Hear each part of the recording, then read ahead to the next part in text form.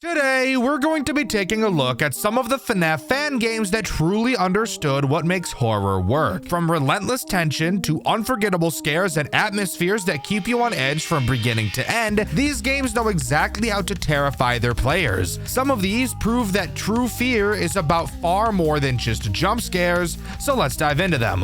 A plot twist is a literary technique that introduces a radical change in the direction or expected outcome of the plot in a work of fiction.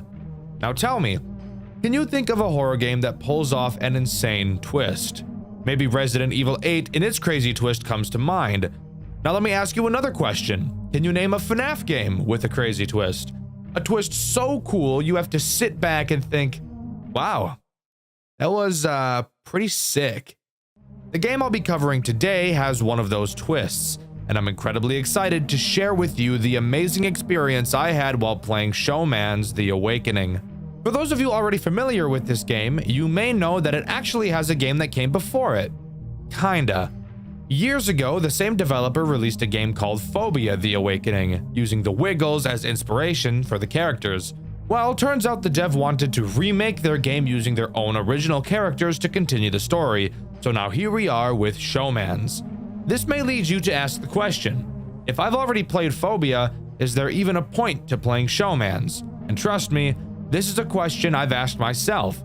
Originally, I saw people asking me to play Showman's. I played Phobia on my second channel, Dxtr Black, not knowing at the time that Showman's was a thing, learning soon after the first episode went up that it was in fact a thing. So I questioned, does it even bother to play it? Well, recently I've made the decision to do exactly that and give Showman's a try. And let's just say, if you've played Phobia, play Showman's. It's everything Phobia is and more. So join me as we quake our asses into Showman's The Awakening. In Showman's, we play as a guy named Mark Ward, an employee of Showman's Pizza Place. And in night one, we're introduced to two of the animatronics that will be trying to insert their fingers into orifices we'd really prefer they keep their grubby little hands away from. But before we can talk about them, we should talk about the tools at our disposal.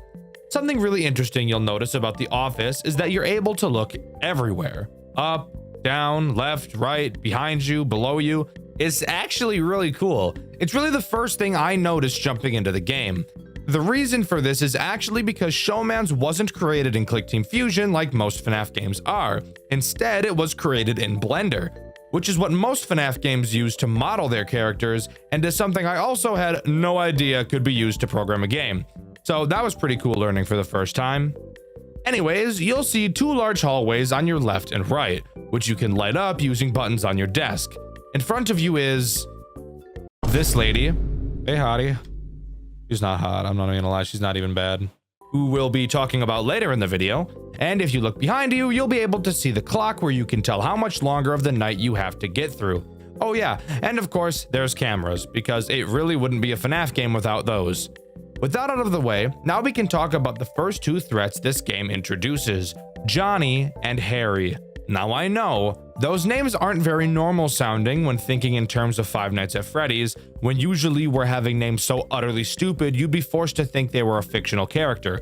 But no, these two are still robots, and you still cannot have intercourse with them, so please remove all thoughts of that nature from your head for the remainder of this video.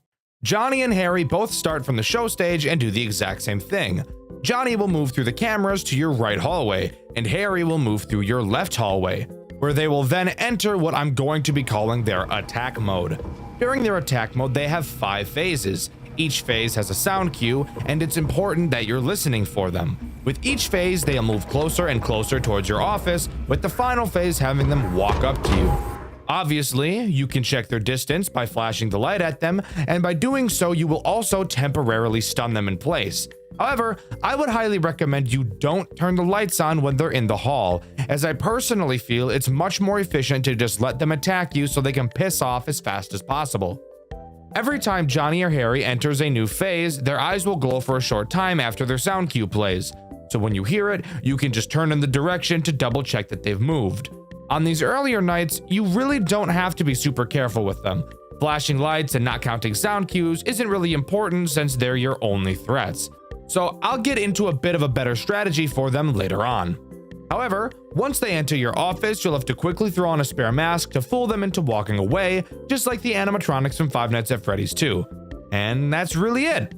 Night 1 is pretty damn easy, really just introducing the basics needed to understand two very important mechanics. After beating Night 1, we see a cutscene, something that was not originally in Phobia. In it, we meet with the founder of Showman's, Jason Baker. He confirms with us that only Johnny and Harry were active on our shift, and we confirm.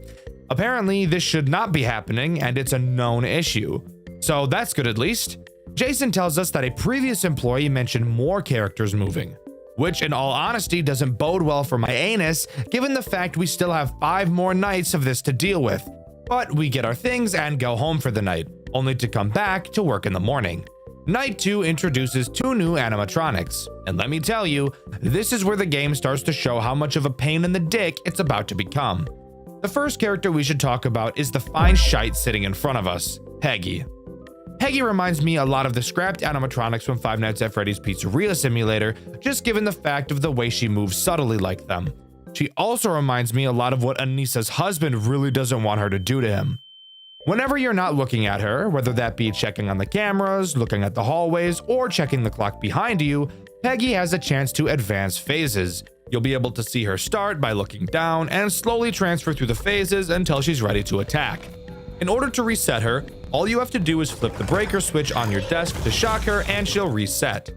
But be careful not to just spam this lever over and over, because every time you shock her, she becomes more aggressive, leading to the end of nights becoming incredibly stressful due to how fast she'll be attacking you.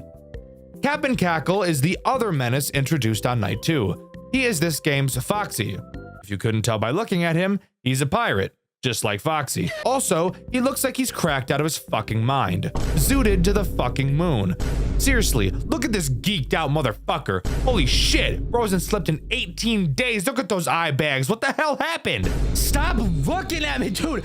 Tell me that guy doesn't smoke crystal meth. Look at those fucking eyes. What are you doing? Hey. That's the face I make when I'm about to eat ass, bro.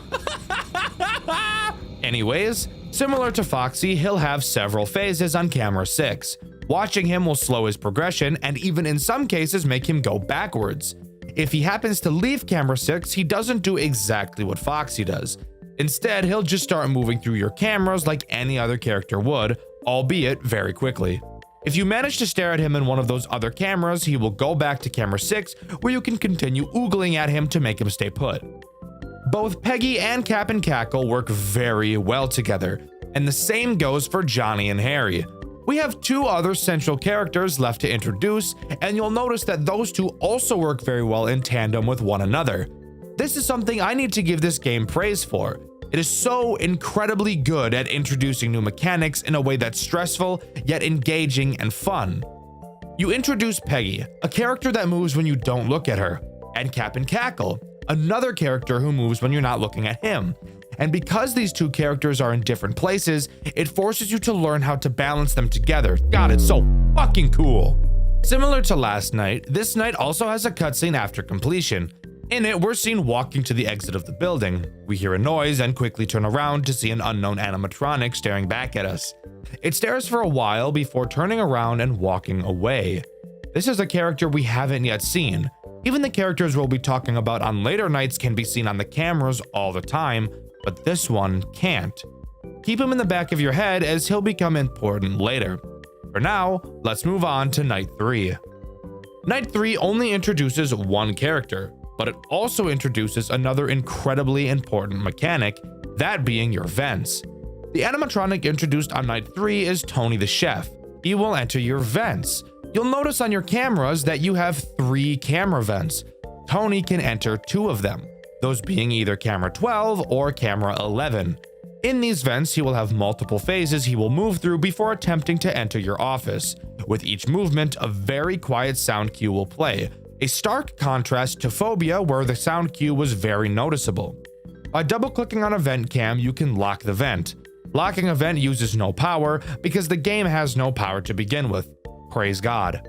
Once a vent is closed, you can keep it closed as long as you'd like, with no consequences. The only downside is that you can only close one vent at a time.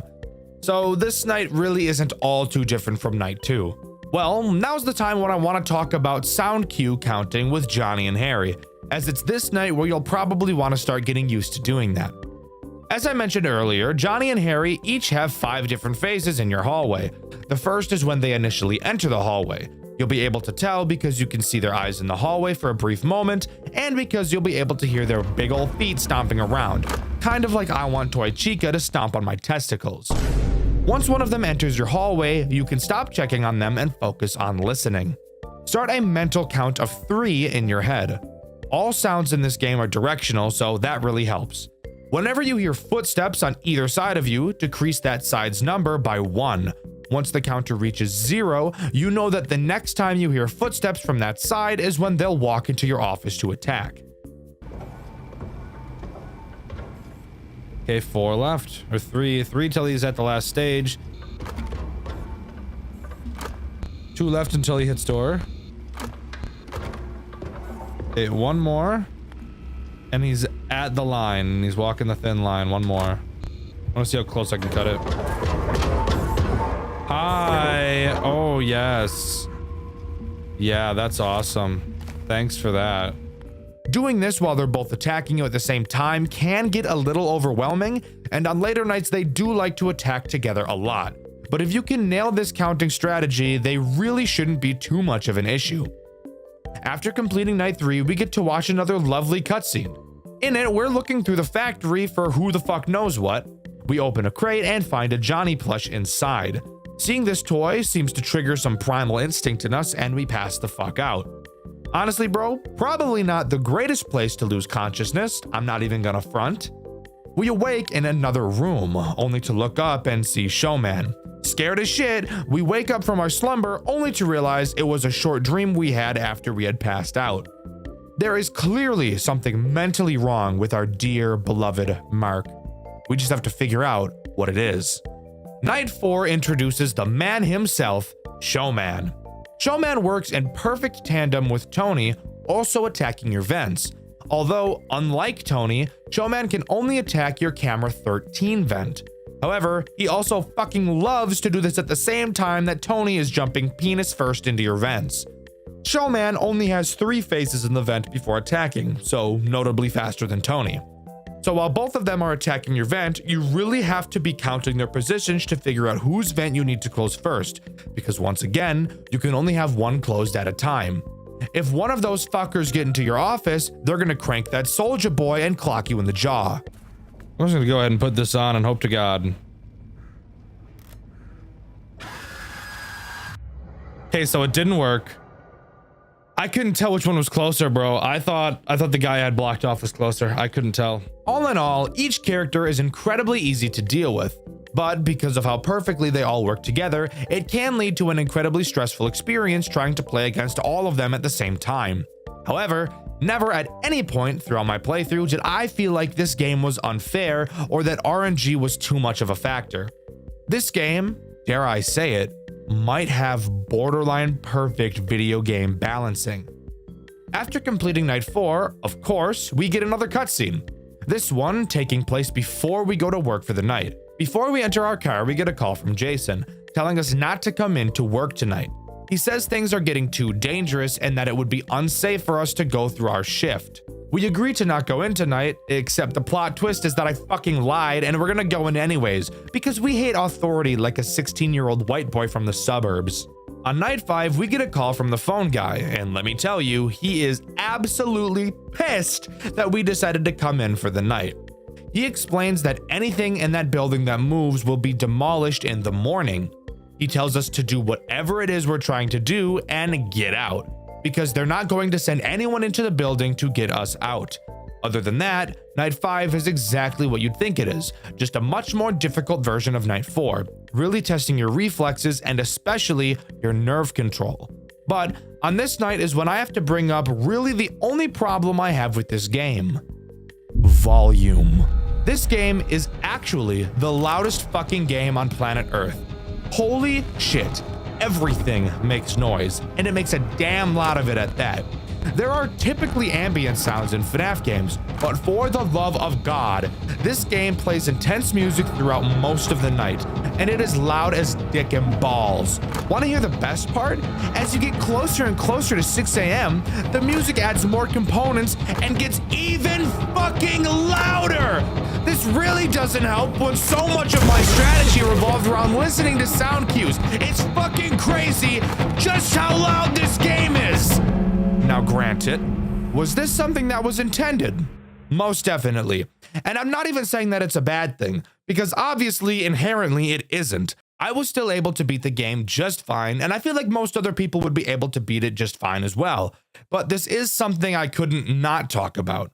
I love this game, but of course I'm not going to always be able to glaze everything I see, and I think this is truly the only flaw this game has.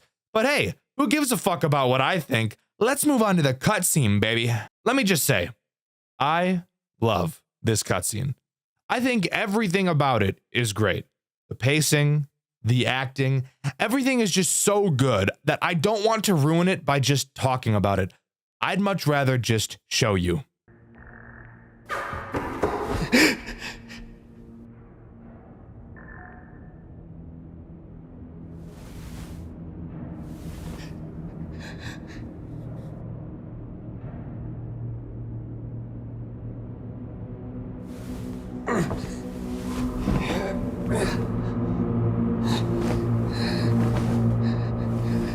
Ladies and gentlemen, boys and girls, put your hands together for our birthday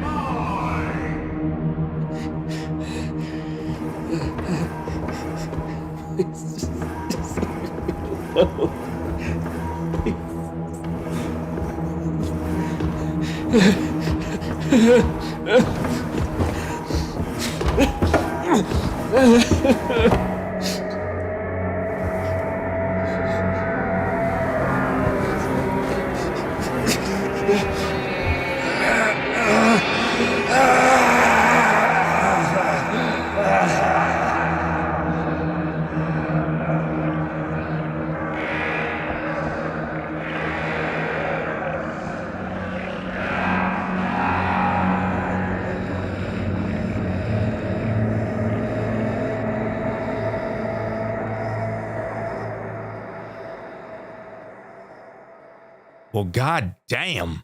We really should have listened and not come back, huh? So, it's safe to say that our pal Mark really got fucked here. Something I think is actually really cool. It's fairly common for FNAF games to have a character die in them, most commonly a phone guy, but to actually see it like this is just awesome. Going into night 6, we actually get a cutscene before the night happens rather than after it. In it, we play as the phone guy going into the building to get Mark. After a bit of searching, we find him, and once again, I think it'll just sit much better with you if you just watch it for yourself. Mark? Is that you?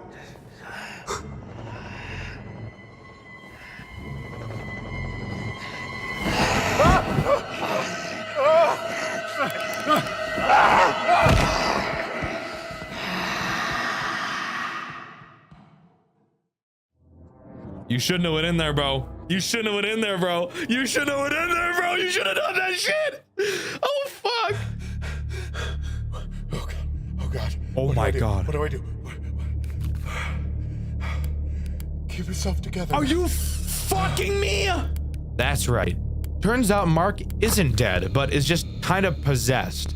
Phone guy, or his real name, Matthew, runs back to the office with Mark on the pursuit, and night 6 begins. Night 6 consists of 4 threats, 2 of which we've already covered, Cap and Cackle and Peggy.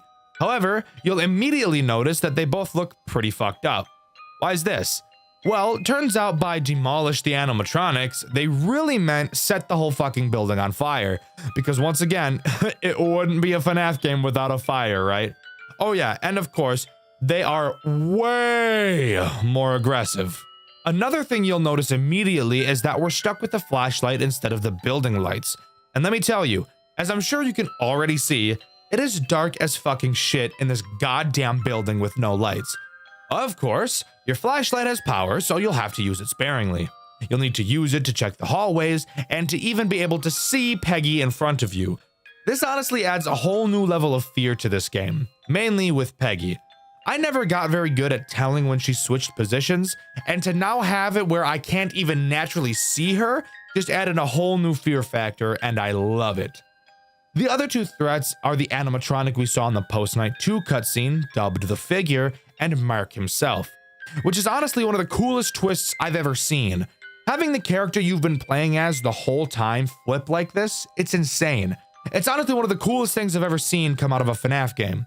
Let's start with Mark.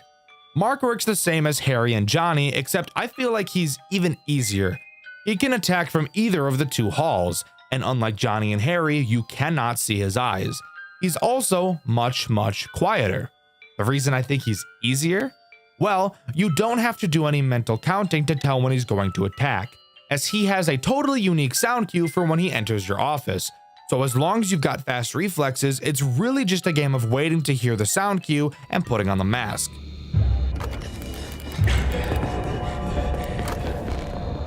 The final new threat on this night is, of course, the Figure. He takes the place of Tony and Showman attacking your vents. He can attack any of the 3 you have, since there won't be 2 characters going for the vents at the same time. Again, I honestly feel like this is easier than Tony and Showman. Of course, the Figure is fucking light speed fast when choosing and climbing through vents, so as long as you've got fast reflexes, it really shouldn't be too much of a challenge. Ironically enough, the main challenge I had with this night was not the 2 new threats, but the 2 returning threats, Peggy and Cap and Cackle. Again, these 2 have the best synergy out of any of the characters in this game, so bringing them back for night 6 was a no-brainer. Really, the actual problem for me was Peggy. The sheer speed at which she moves is enough to make you shit in your britches, and nearing the end of the night, she will be moving at a speed Usain Bolt would be creaming his pants over. But if you can control your nerves for long enough, you'll complete night 6 and move on to the post-night cutscene. Matthew runs as fast as he can to the exit, only to find it locked. Turning around, we see Mark slowly creeping up on us like the booty cheek creep freak. The screen cuts to black, and we're left with only the screams of Matthew echoing throughout the pizzeria, and Showman's The Awakening comes to a close. Kind of. We're not exactly done just yet. There's actually 6 other secrets this game has to offer, that being the secret tapes. On each night, you will be able to find one of these tapes and play them later. On night 1, if you check camera 9, you'll be able to see a tape on the shelf in the top left corner. Night 2's tape is located in one of the drawers in your office. Night 3's tape is located on camera 3 on a shelf in the bottom left corner. Night 4's tape is located on camera 2 at the top of the screen. Night 5's tape is located on camera 5 on a high shelf in the middle of the camera, and Night 6 tape is conveniently located directly in front of you on the desk. Hey there, post-scripting Deku here. Turns out I'm fucking wrong. These are not the locations of the tapes on every night. Turns out every single night, besides the 6th one, has a random location for each tape, each being on a different camera. This was just the order that I had. So, yeah. Sorry about that. These tapes, as I'm sure you could have guessed, go over some extra bits of lore to help us piece together the story. And this is the part of the video where I say, I'm very sorry guys, I'm terrible at talking about story, but I'm going to try my best here. Tape 1 shows all of the characters on stage singing the happy birthday song to a kid whose name isn't explicitly said. We can see by the date of the tape that this takes place in 1995. Tape 2 seems to be a sort of log from Jason, explaining his reasoning for why he believes the characters are acting so hostile. Originally, when they were first being built, they attempted to add an advanced facial recognition system that would allow the characters to actually see and think for themselves.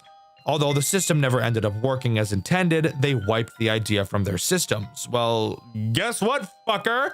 Turns out they really didn't, and Jason seems to think that this is the reason the characters are acting the way they are. Jason makes a brief mention of an unnamed him and questions if one of his employees are potentially tampering with the characters.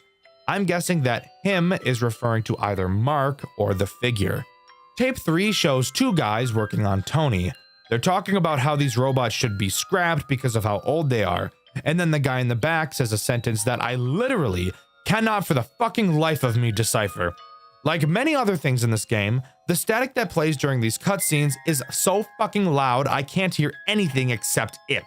I'll play what he says here, and if any of you guys can decipher it, please let me know in the comments. That company's been up and dealt with recently. Why? Tape 4 is one of my favorites. It really gives off the FNAF VHS style that I really like. A maintenance worker is running a test on Cap'n Cackle. It doesn't quite go as planned as he bugs out, so they restart him and then get attacked. Afterwards, showing the lifeless corpse of the employee laying on the floor in front of Cap'n Cackle. It's just such an unnerving moment to see this in person. Usually when it comes to FNAF games and death, you don't see it. So seeing it in a game like this is really unnerving, and it adds a sort of realism to the actual events that are taking place. Tape 5 is probably my favorite of all the tapes, being the most terrifying in my opinion. In it, we're in the perspective of what sounds like a young girl. Hiding under a table, we hear a scream from another room. Shortly after, Johnny walks into the room and starts to look around. The girl accidentally makes a noise, and when she looks back up, Johnny is staring at her, and he quickly goes for the kill. This is such a fucking horrific and terrifying situation to think about being in, and I think that's why I like it so much. Just imagining being in the same situation makes my hair stand. Tape number 6 is an odd one. We appear to be being spoken to by the figure. He tells us that the birthday we saw earlier was Timmy's 12th birthday. He had 2 of his friends with him that day, and it was a party made specifically for him. Then we see 3 drawings of his friends, all of them sad. The figure appears in front of us and slowly glances up before the tape ends. Again, as I've previously stated, lore analysis is not my strong suit at all, so I really can't even begin to imagine what anything here means. I know robots mad and robots kill, and I think that is neat enough. Overall, Showman's The Awakening is such a big step up from Phobia, and while I still do love that game, I think I love Showman's even more. Amazing graphical upgrades, fantastic cutscenes, and a gameplay loop that's so fun, difficult, yet still not frustrating. This game really has it all, and I truly think it's a fantastic game to play if you're at all interested in horror games. Even if you're not a huge Five Nights at Freddy's fan, I still think you should give it a try. But let me know what you think. Do you agree with me, or do you think that reimagining this game from Phobia wasn't really worth it? Let me know in the comments below. In my Five Nights at Candy's video, I asked you guys if you thought Five Nights at Candy still holds up today. My favorite comment is this one by the Phantom Split. It's too long for me to get into right here, but I think you should pause to read it. Depravity. Something that plagues several corners of the internet. Whether you like to think about it or not, disgusting people lurk everywhere. They're in every community, interacting with countless people, and in the worst cases, interacting with minors. They corrupt even the most wholesome of communities and snake their way into people's trust. But even the slimiest of snakes get the light shined on their dark desires eventually. And while it may hurt people knowing that someone they looked up to or someone who created something they really enjoyed were one of these snakes, it's always important to remember, though, that a bad apple doesn't always spoil the whole orchard. Today, we'll be talking about an incredibly infamous game in the Five Nights at Freddy's community. I'm not the first, nor will I be the last to speak about it, but I and many other sensible people are capable of separating the art from the artist, and are plenty capable of commenting and criticizing a piece of media without attaching its creator to it. And that's what I'm going to be doing today. Towards the end of this video, I will also be talking about the creator of this game to give you a better understanding of what he was like before he seemingly left the internet. If things are about to get uncomfortable or depraved, I will give ample warning before we talk about said subjects. But in general, viewer discretion is advised.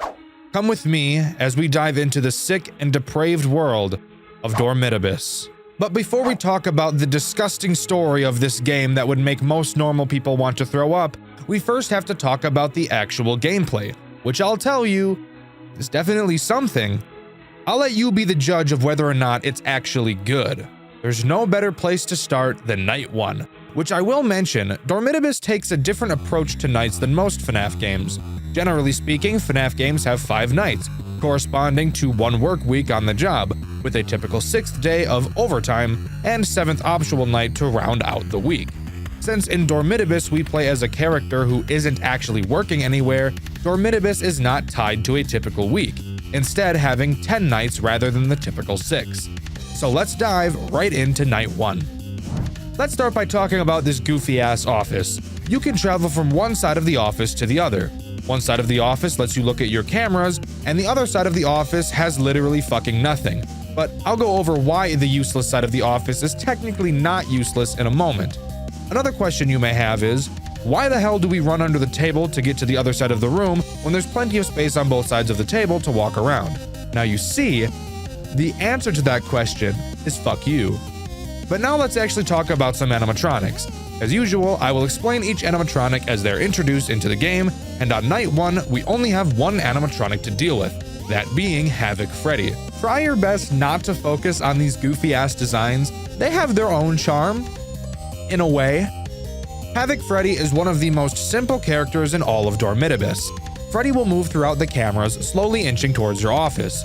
He arrives at your left door, and when he does, you can turn to your left to double check that he's there. You'll be able to see him peering in at you.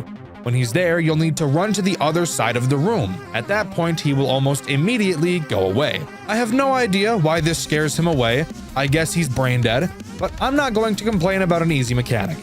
Fun fact, you can actually make this mechanic even easier by never even checking if Freddy is at your door. Freddy makes a very noticeable sound cue when he arrives at your door, that being the sound of a door creaking directly in your left ear. I wonder if the other animatronics will be any harder. As mentioned, Havoc Freddy is the only enemy in night 1, so beating it should be a cakewalk. What does night 2 have in store?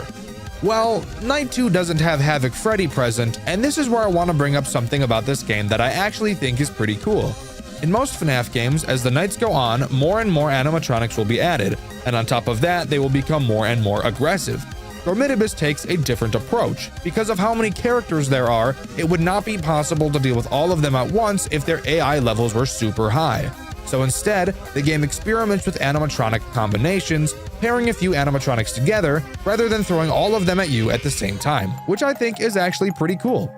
But for animatronics in night 2, we have Havoc Chica and Am I Real, also known as Cake Bear. Let's start with Havoc Chica, as her mechanic is the easiest to deal with of the two. Havoc Chica is pretty much just a slightly more annoying version of Havoc Freddy, with one deep, cutting, wounding flaw that I'll get to later. Chica will move around the building and make her way to your right door. Once Chica gets to your door, you can turn to check if she's there, but like Freddy, she also makes a very obvious sound cue, that being laughing in your right ear. When Chica is at the door, all you need to do is run to the useless side of the room and stare at Chica. Once she leaves, you will have to very quickly run back to the camera side of the room. If you don't move back fast enough, Havoc Cupcake will have a feast with your yeast. That's disgusting. I'm sorry. Oh my god. Now it's time to talk about Am I Real? Am I Real moves around the cameras at random. Whenever he enters a new camera, he will audibly state which camera he moved to. Once you hear him say a camera, you will have to switch to that camera and check which form he's in.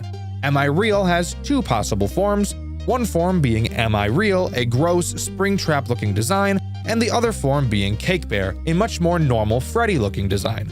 If you check the camera and see Cake Bear, you're free to continue playing the game as usual, no call for alarm. However, if you check the camera and you see Am I Real, you will have to stay and stare at that camera for what can feel like at times an entire minute, until Am I Real turns back into Cake Bear. Now, this may sound scary, especially when you think about the fact that in order to run to the other side of the room to avoid Havoc Chica and Freddy, you have to turn the cameras off. But the game knew this would be a problem, so when you shut the cameras off to move to the other side of the room, it will still count as you staring at that camera, meaning that Am I Real will still turn back to Cake Bear even if you're on the other side of the room, as long as the last camera you were looking at was Am I Real's. If you don't watch Am I Real, he will appear at your right door, and once he's there, there's nothing you can do to stop him from giving you a rough spanking that a lot of you freaks will really like. If you can manage all of that, then congratulations! You're ready to move on to Night 3. Night 3 uses Havoc Freddy, Am I Real, and two new characters, Soul Cage and Molten Evil. I'll cover Molten Evil first. Molten Evil will only ever appear in your office. When you see him, he will start to cover your screen with blue plasma. Once this plasma is on your screen, you will have to play dead by looking up at the ceiling. Don't ask. I know it doesn't make any sense, but just pretend like it does for me. After looking at the ceiling for long enough, the plasma will go away and you'll be safe to look down again. If you look up before the plasma is on your screen, Molten Evil will wait until you look back down before putting the plasma on your screen. So looking up early really only just stalls him. Soul Cage is somewhat similar in a way. Soul Cage will move around the cameras and slowly piece itself together. Once it's put together fully, it will make its way to your right door. Once he arrives, he too will play a sound cue to let you know he's there. When he does, you'll have to look over at him. Afterwards, he'll enter your office and move up onto your ceiling. In order to get him to leave, all you have to do is stare up at the ceiling at him until he goes away. If you haven't noticed yet, every single character can be dealt with by staring at them. And if you're hoping that the other characters will be different, most of them will cause you to be sorely disappointed. Hate to break it to you.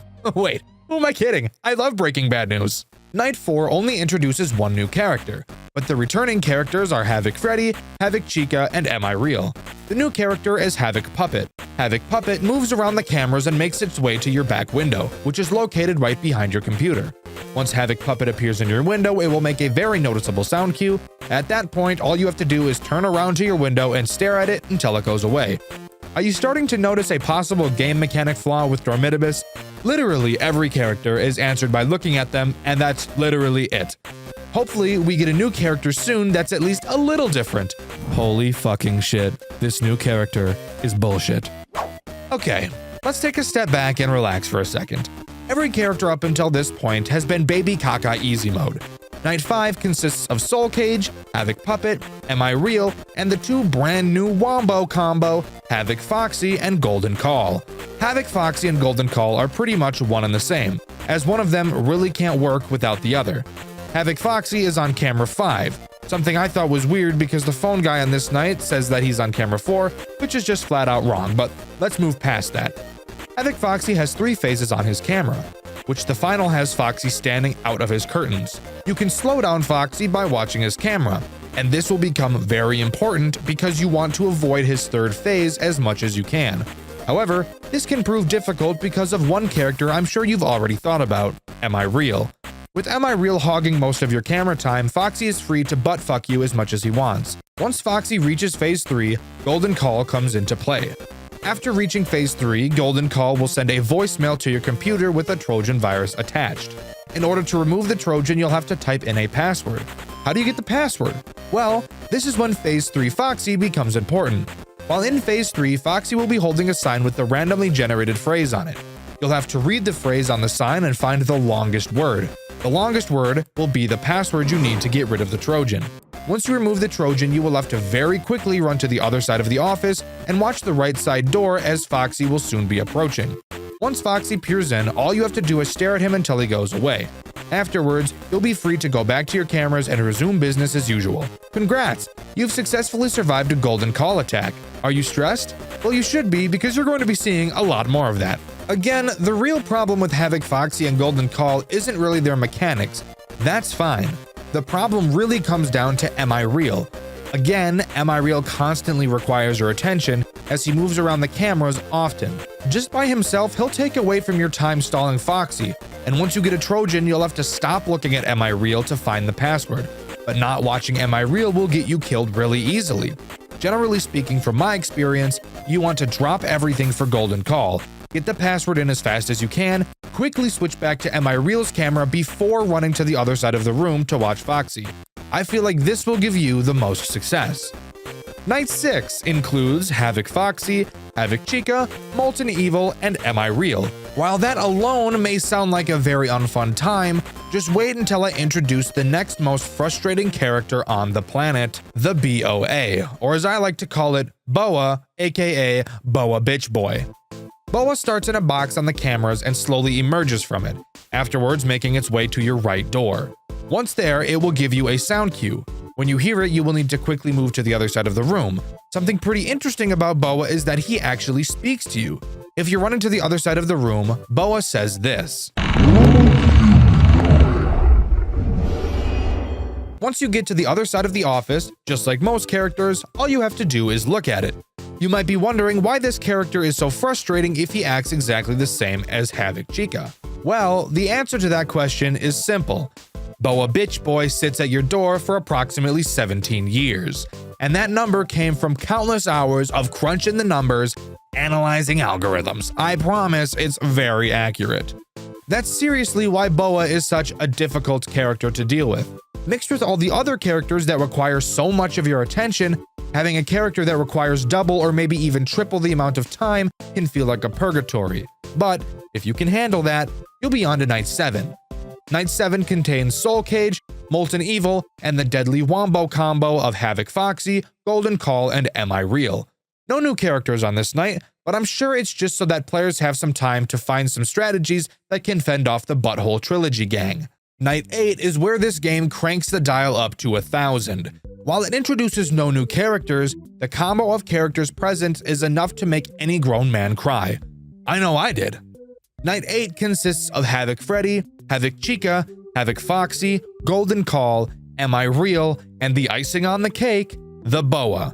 This lineup of characters is actually so disgusting, I find it difficult to use vocabulary fitting enough to describe my disgust. I could dish out 100 vulgarities, and it still wouldn't be enough to portray the feeling of dread you get while trying to beat this night. The Wombo combo mixed with the Boa is already bad enough, but throw Freddy and Chica into the mix and you're itching for somebody to commit quintuple homicide on everybody in their domicile. This is probably the most infamous night in this entire game. There's a one-on-one boss fight on a later night, but that doesn't even compare to this bullshit. You want to know the main issue? The main issue is that this night is entirely dependent on luck. That's the worst part. Most people who play FNAF will tell you that luck is the most unenjoyable part of any FNAF game because it doesn't matter how much you practice. Your chances of winning is entirely dependent on whether or not the game decides to fuck you in the asshole. And for some unfortunate people who played this game soon after it released, had to deal with an absolutely foul bug. Remember when I said that Chica had a terrible flaw? This is the time where I get to explain that flaw to you, the viewer. Chica used to have an incredibly glaring bug, that being, you would hear Chica laugh, signaling for you to move to the other side of the office to stare at her. So you do, but as you turn to look at her, she won't be there. Moments later, Nightmare Cupcake would kill you, almost like you ignored Chica altogether, but you know you didn't, and she just didn't appear. This would happen incredibly frequently. Fun fact, it was actually this exact bug that made Dawko give up on this night and skip it. I can only imagine how incredibly frustrating it must have been for players to pour so much time into this night, get to 6 AM, only to then die because Chica decided she didn't want to work. Absolutely foul. I never had to deal with this bug, so it appears to not be a problem anymore, but let me know in the comments if you've experienced the problems with this Havoc Chica bug. If you can somehow manage to keep your sanity intact through Night 8, then you can finally move on to Night 9. And let me tell you, it will feel incredibly underwhelming because Night 8 is so much harder. Night 9 consists of Soul Cage, Havoc Puppet, Havoc Foxy, Golden Call, Molten Evil, and Am I Real? Can you figure out why this night is easier than the previous? Yeah, you're exactly right. It's because the Boa isn't there to slam your dick in a car door. I don't have much to say about this night, honestly. The voice acting of the phone call is pretty questionable, but I'll talk more about the phone calls in a while. Night 10, however, I do have something to talk about. Remember how I said one of the nights in this game is a one-on-one boss fight? Yeah, this is that night. You go up against a character you haven't seen before named Garvey. Now, since Garvey is the only animatronic on this night, you may think it's going to be easy. And while I'd say it's still easier than Night 8, it's definitely not easy by any means, so get that thought out of your head right now, bucko. So I'm going to warn you ahead of time that Garvey's mechanics are not technically difficult, but you'll understand why he's such a pain in the ass as this explanation goes on. Let's get one huge problem out of the way. You're only allowed to be looking at the cameras for a specific amount of time throughout the night. The more you look at the cameras, the darker your vision gets. It's definitely slow, but once it starts to get dark, you'll totally be able to tell. Garvey can attack from 3 different locations. Think of these locations as the left, the middle, and the right. Left and right are the most straightforward. You will have to listen for Garvey's laughter. This will give you a pretty clear indication of which side he's about to attack you from. At this point, you must open up the cameras. This is the part where I should mention that there's been a vent toggle button on the cameras this whole time. I never brought it up because it hasn't ever been important up until this point. After you pull up the camera and toggle the vents, you must click on the vent of the side Garvey is coming from. This will temporarily slow him down. At this time, you must very quickly run to the other side of the office and stare at the door he'll be coming from. Beating him to the door is key. You have to be staring at the door before Garvey peeks in, which can be challenging because you need to be fast. Like, really fucking fast. It will not feel remotely fair, but as you start to learn his speed, it will get slightly easier. Which, like, no fucking shit. That's how practice works. Insane that I have to explain to you how practicing works, and yet, here we are. Now, there will come a few times where you will hear his laughter in both of your ears. At this time, all you have to do is look straight up at the ceiling. You'll be able to see him staring back at you. Keep staring until he disappears, and you'll be good to continue. Honestly, the best part of this night is that you don't have to deal with Golden Call. God fucking damn, I hate that stupid ass animatronic bitch. But if you can manage to hunker down and deal with all of the garbage for long enough, you'll be able to beat night 10. But what happens then? Well, a cutscene plays. At our desk, we will be able to see a heart on the table for some reason. As we're confused, wondering why it's there, Garvey shatters the window behind us and begins chasing us through the building. We get trapped near a door and enter one final spacebar mashing minigame.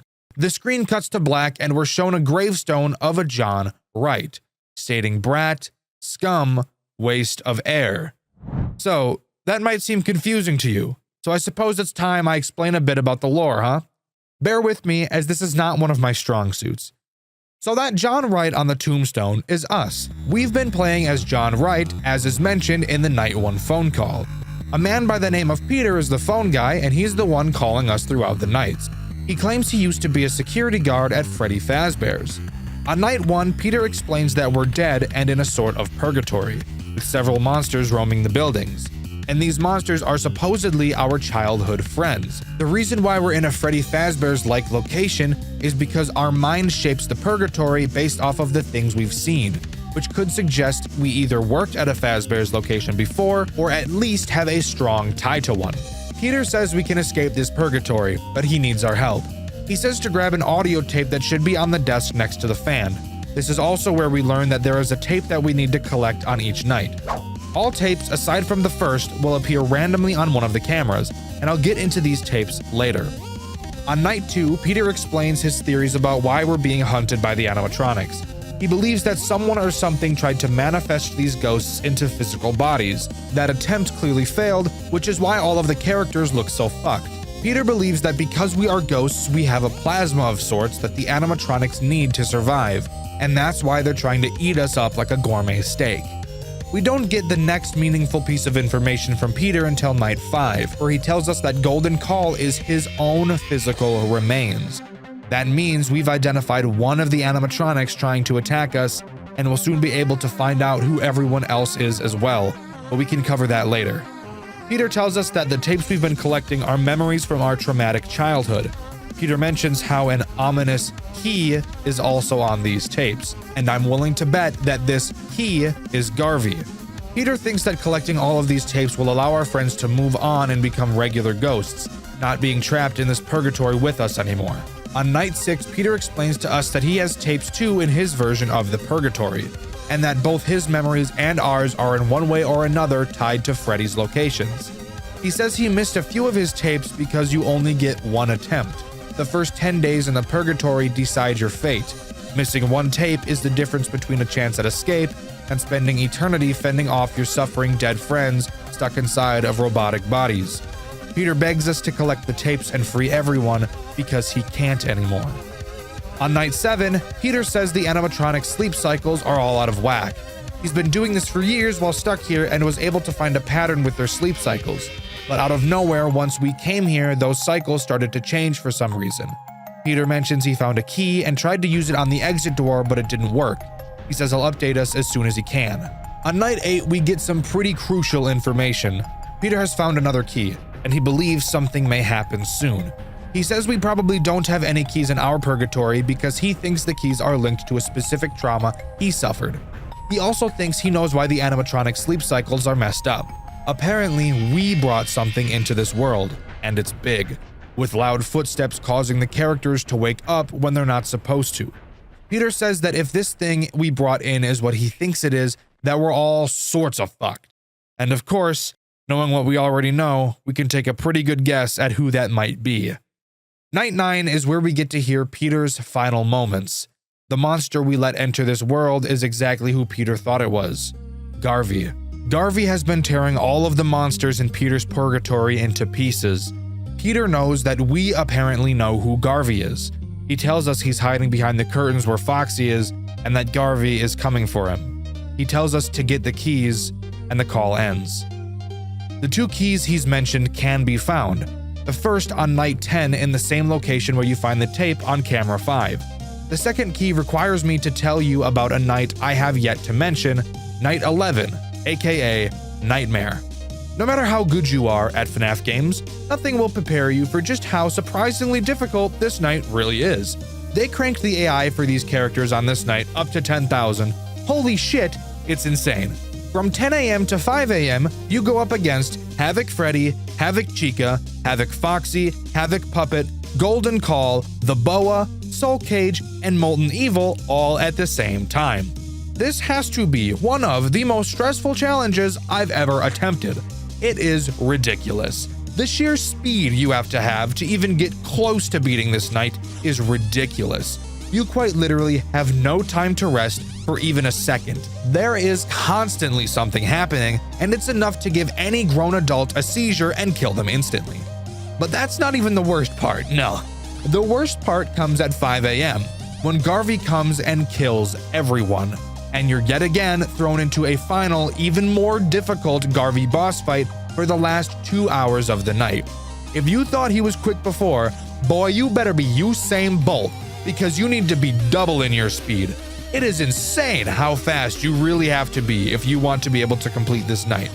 But if you can manage to beat this night while grabbing the second key that's on camera 8, congrats!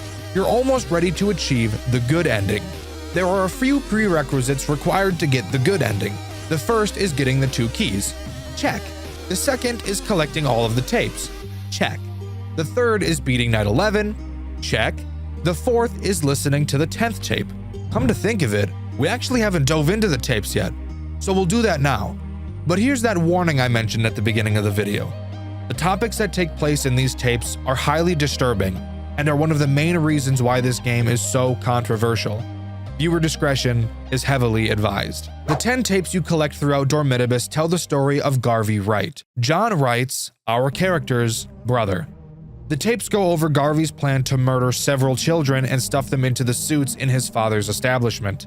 There's another minigame you can play in Dormitibus called Cardboard Theater, where you play as Garvey and live out a few of the scenarios mentioned in these tapes. Not only did Garvey murder several children, he also murdered his brother Peter. Yes, the same Peter who was calling us throughout the game. In the Cardboard Theater, we get to watch the spring lock failure happen to Garvey before he has the chance to kill John and leave no witnesses. Garvey's father soon sells the Cake Bear establishments because of the controversy, and it gets bought and turned into what we now know as Freddy Fazbear's. John gets a job at the Fazbear Fright location from Five Nights at Freddy's 3 and goes head-to-head with his brother, who in this game's story basically took William Afton's place as Springtrap. And as you know if you've played FNAF 3, John burns the building down and kills himself as well. After his death is where Dormitibus takes place. By collecting the tapes, collecting the keys, and beating Cardboard Theater, John is able to send Garvey to hell while setting the rest of the spirits of his dead friends and brother free. Dexter, that sounds pretty normal for a FNAF-style game, I hear you saying. Why did you tell me that viewer discretion was advised? Well, that's because of the contents of Tape 3, and a specific news clipping that you see near the end of the game. In Cardboard Theater, you will need to recollect the 2 keys you collected before while playing. At the end of this minigame, Cake Bears will be unlocked, acting as the final 12th night of Dormitibus. The only 2 characters present in this night are Cake Bear and Havoc Puppet. I won't spend too much time explaining this night since you only ever have to beat it once. Cake Bear will move around the map and make it to your desk. You can stall him by lighting the candle on his cake, but I'm not sure if I'd actually do that because it drains power. Once he gets super close to your desk, quickly pull up the camera and he should go away. Havoc Puppet can appear randomly on any camera and will block your view. Since watching Cake Bear is essential, you'll want to get rid of the puppet. Simply staring at the puppet will cause it to go away, but sitting in the cameras will cause the battery to drain incredibly quickly, so it's best to wait until the battery is fully charged before dealing with him. If the battery goes dead, Havoc Puppet will disable it, which will lead to an inevitable death to Cake Bear. After beating Night 12, you'll be greeted to the FNAF 4 box. You must use the 2 keys you've collected to open it, and several news clippings will be given to you, each detailing the gruesome murders of some of the children at the hands of Garvey. But I'll cover them in just a moment. Back to the tapes. I referenced tape 3 being the most alarming of all of them. Rather than explain it to you, I'll just play it. My God! This is most certainly beginning to be fun. There's this hot 15-year-old that was part of the kids' friends group. You know, it was fun. She screamed, but nobody heard her. It was so much fun. She's in one of the suits now. Just a little more time until Fredbear's is going down as well. But hey, I'll find my ways to catch her at the others. You may have a good idea as to what Garvey is referencing doing in this tape, but if you need any clarification, one of the news clippings will confirm your suspicions. It reads, "The Fredbear's establishment in town was recently closed because of an accident with the animatronical characters. The CEO is now selling the franchise just like the previous owner did. The dirt that has been shed onto the establishment increased even more, as the police found the remains of a 15-year-old female in the back of the establishment, stuffed into a suit. She was supposedly raped to death by a yet unknown killer. Connections to the incident at the previous establishment are already being drawn." This clipping right here, mixed with the excitement in the voice of Garvey in tape 3, is the sole reason why this game is so hated and is so disgusting. Almost everybody agrees that throwing rape into this story was completely unnecessary. Some may argue that depraved people will do depraved things like this, and it's odd to not acknowledge that terrible things like this really happen. And to a point, I understand your thought process. But to feel the need to add it to a game that will most definitely be played by children with no prior warning is insane. And it gets even worse when you dive into the person who made the decision to put this into the story, Blackout. Blackout has since left the internet, but a while after Dormitibus released, one of the members of the Radiance team responsible for games such as Treasure Island and Five Nights at Chuck E. Cheese Rebooted posted an unlisted YouTube video going over Blackout's messages of harassment towards them. Soon after that video followed a Google document surfacing regarding Blackout's behavior, regarding joking about raping people, being hateful towards trans people, and a laundry list of other terrible things. But the most egregious thing that Blackout has done was the Discord messages that were released revealing him to have been grooming a 12-year-old girl, making jokes about Germany's lax age of consent laws, and at one point even sending nudes to this child, this 12-year-old girl.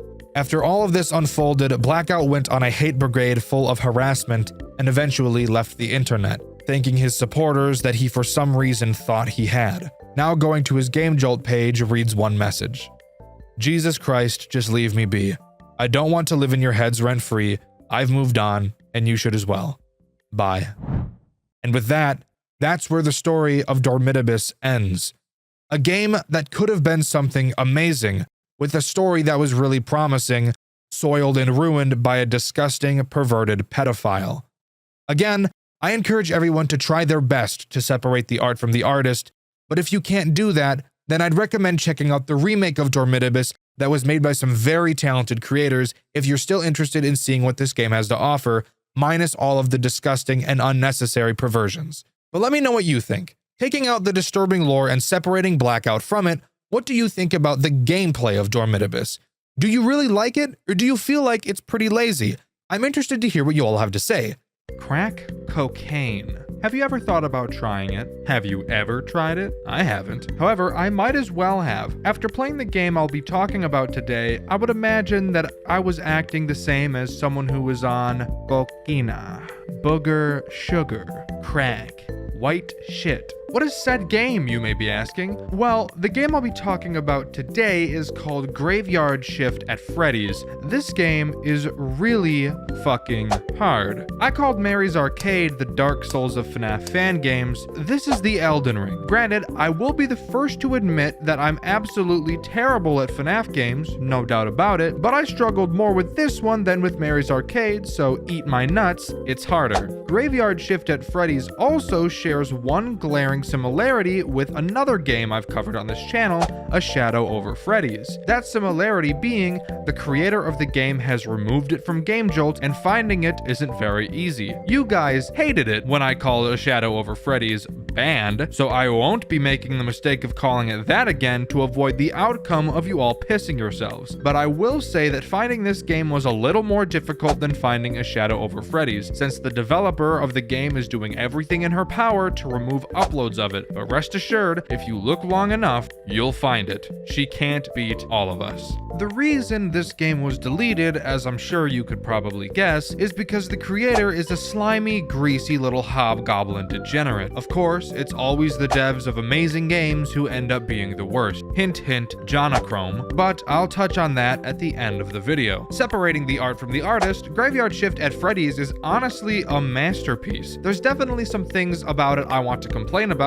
Go figure, that's pretty much all I do on this channel, but I can't neglect how fantastic it really is. The level of detail is impeccable, and I'm excited to share it here today with you. Before I get into this game, I do want to give a warning for those who are not familiar. If you are light sensitive or have a condition like epilepsy, it might be best for you to just turn this on for sound in the background, as a lot of this game has flashing lights, and I will be showing it on screen. Just had to get that out of the way. So without further ado, let's dive into my most recent therapy session topic, Graveyard Shift at Freddy's. A Graveyard Shift at Freddy's begins with a text-based cutscene. Get used to this because you'll be seeing way more. We're told from the view of a news broadcast that a journalist by the name of Sam Rodriguez has been missing, following a story about an eatery called Freddy Bear's. After Sam went into the building to investigate, he's never been seen since.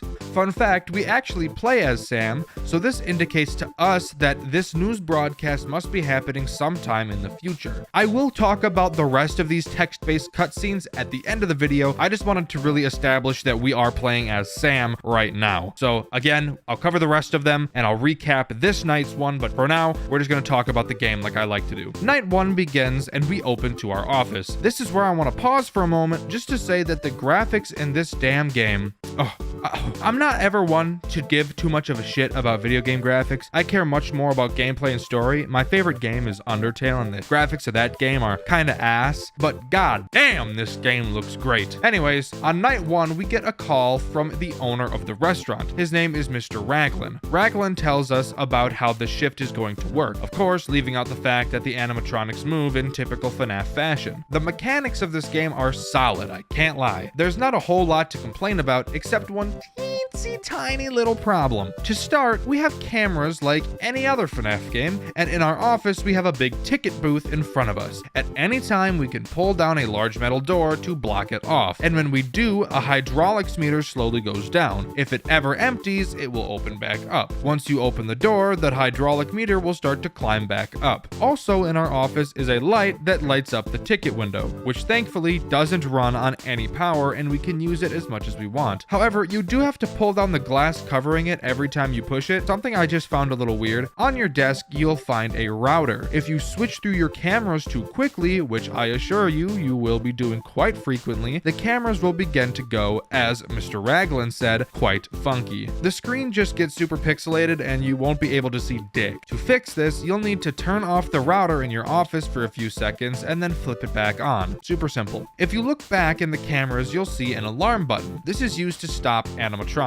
I know that explanation is vague, but once I start talking about the animatronics, it will make much more sense, so just hang in there, champ. Lastly, you might notice the other button in the camera, mentioning a speed up. Remember when I mentioned there's one teeny teensy tiny little mechanic I'm not the biggest fan of. This is that mechanic. You might notice there are no camera buttons. That's because in a Graveyard Shift at Freddy's, you have no control over the cameras. No. Instead, there's a switch time visible on the cameras that slowly goes down. Once it's empty, it will automatically switch to the next camera, starting from camera 1 and going to camera 7, then restarting at 1 again. Using the speed up button will make the time go down significantly faster. You can, however, drop your camera to stall this timer. If it hasn't yet sunk in how soul-suckingly excruciating this mechanic is yet, just give it a bit. You'll soon understand. There is one more mechanic in this game, but it isn't introduced until night 3, so I'll cover it then. But now, I should probably talk about night 1 and the threats it poses. In night 1, there's only one threat, and that's Bonnie. Bonnie will move around the cameras until he moves into an attack phase. There are 3 different ways that Bonnie can get into your office. How is that possible if there's only the ticket window? I hear you asking in anticipation for my genius 200 IQ response. Well, in addition to the ticket window, there's actually a door to your office behind you. Some animatronics will be able to attack you from that door as well, but if you really want to shart your pants, the catch is you can't fucking turn around. So, how do you deal with animatronics that attack from that door? Well, that's simple. You just don't let them get there. And that's where the alarm mechanic comes in handy. Most places Bonnie goes aren't very important. There are only 2 cameras that really matter when it comes to Bonnie, camera 5 and camera 6. When Bonnie first reaches camera 5, he will be in either one of 2 locations. One location where he's standing in the middle of the room, which I will be calling the safe location, and another location where he's standing right next to the employees only door, which happens to be pretty much right behind you. I will be calling this location the bad location. If you ever see Bonnie in the safe location, then you know you can just let him keep moving,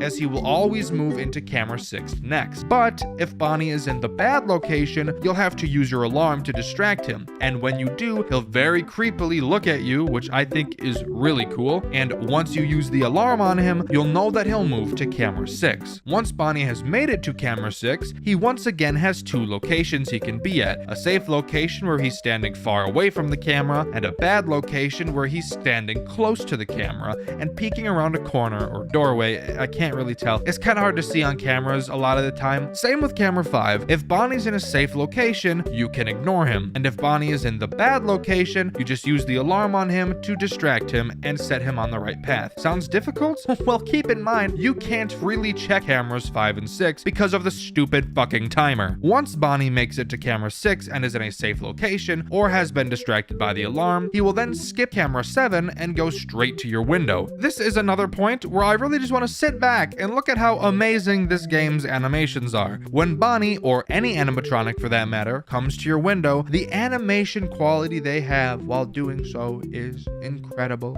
But obviously, when Bonnie is at your window, close the door, wait for his footsteps to be heard before reopening it. And congrats, you've dealt with Bonnie's cycle. He's just gonna keep doing that over and over again. Have fun. I actually think that Bonnie is the most difficult animatronic to deal with. You'll understand why when I talk about everybody else. Even though his mechanic is really easy, when you pair it with what everybody else does, his easily becomes the hardest. That was just night 1. We have a bunch more characters to talk about, so I hope you're ready. Night 2 gives us Miss Thickums herself, Chica, and her cupcake, which the game calls Cream. If I'm being honest with you, this game makes me do the same. Chica is pretty easy to deal with. She can only attack from the ticket window, and she'll only appear at the ticket window if you find her on the cameras. When you do, she'll bolt off at the speed of Tyson Gay, and when you pull your camera down, she'll be leaning into your window. All you have to do is close the gate, but you will notice that it takes Chica much longer to leave than Bonnie, so that's just something to make you rip your ball sack off and throw it in a river. Cream, on the other hand, is not easy to deal with, and in all honesty makes me want to stick my willy in a beehive. Cream appears on camera 7, and similar to Foxy from FNAF 1, has multiple different stages that she will move through before entering her attack phase. The first 2 phases both have sound cues, which are just the sounds of a vent. However, upon entering her 3rd stage, she does this really awesome thing where she doesn't make fucking noise at all, and you're left to just shit your britches and hope you both notice, and remember to check camera 7. Once she reaches her final phase, all you need to do is use the alarm on her camera and she'll piss off. But it is critical to keep in mind that you also have to take care of all the other bullshit this game has to throw at you, including the stupid fucking automatically switching cameras.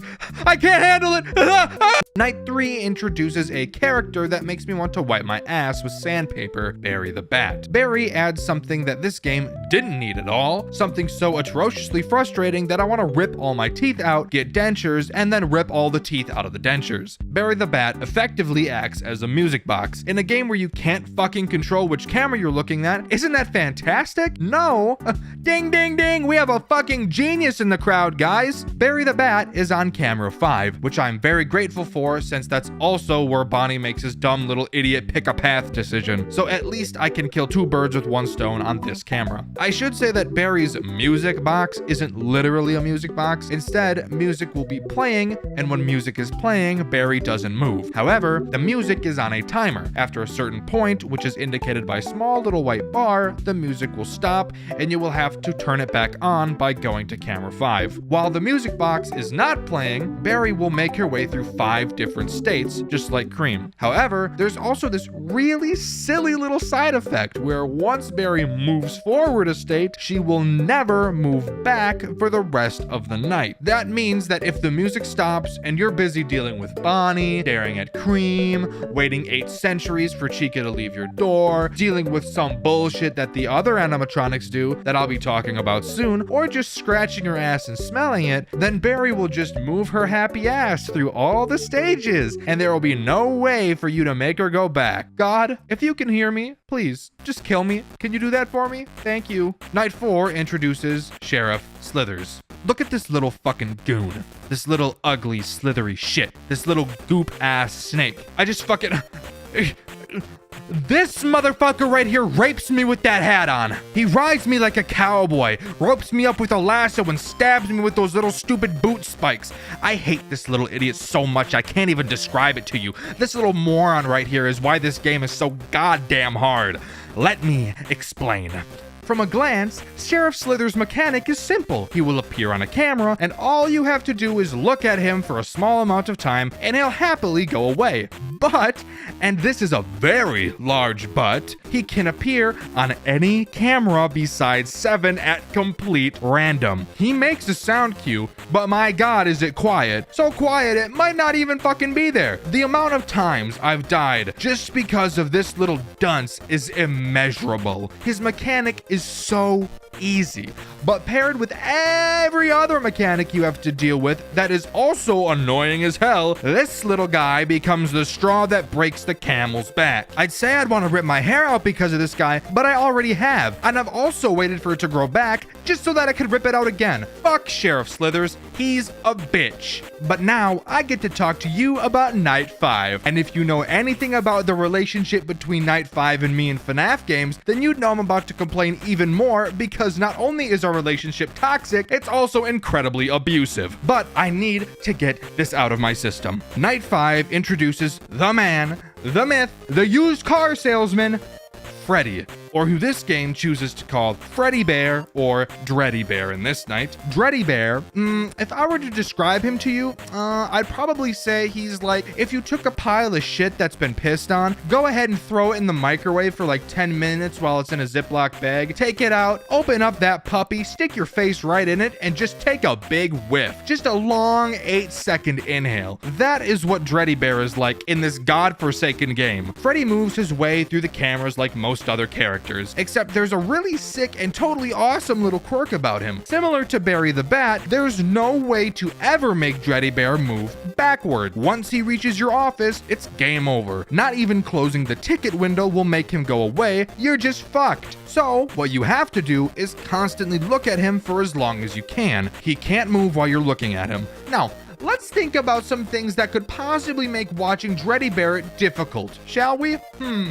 Well, to start, there's Cream, who you constantly have to check up on after you hear her second sound cue. Then we've got Barry, whose bitch ass needs me to watch her camera for when the music stops playing and starts throwing a little temper tantrum. We can't forget my favorite little fucker, Sheriff Slithers, who can appear on any camera at complete fucking random. Oh, and let's not forget the most infuriating part about needing to constantly watch the character. It's kind of fucking hard to do that when the cameras switch on the goddamn own and there's jack fuck shit I can do about it. So Dreddy Bear, Dreddy Boy, Dreddy Butt, Dreddy Bitch, Dreddy Boo isn't super fun to deal with. But just for a moment, let's imagine what it would be like if you were to beat Night 5. In fact, I'll even show you exactly what happens. What reward do you get for all of your suffering? Come on, let's take a look together.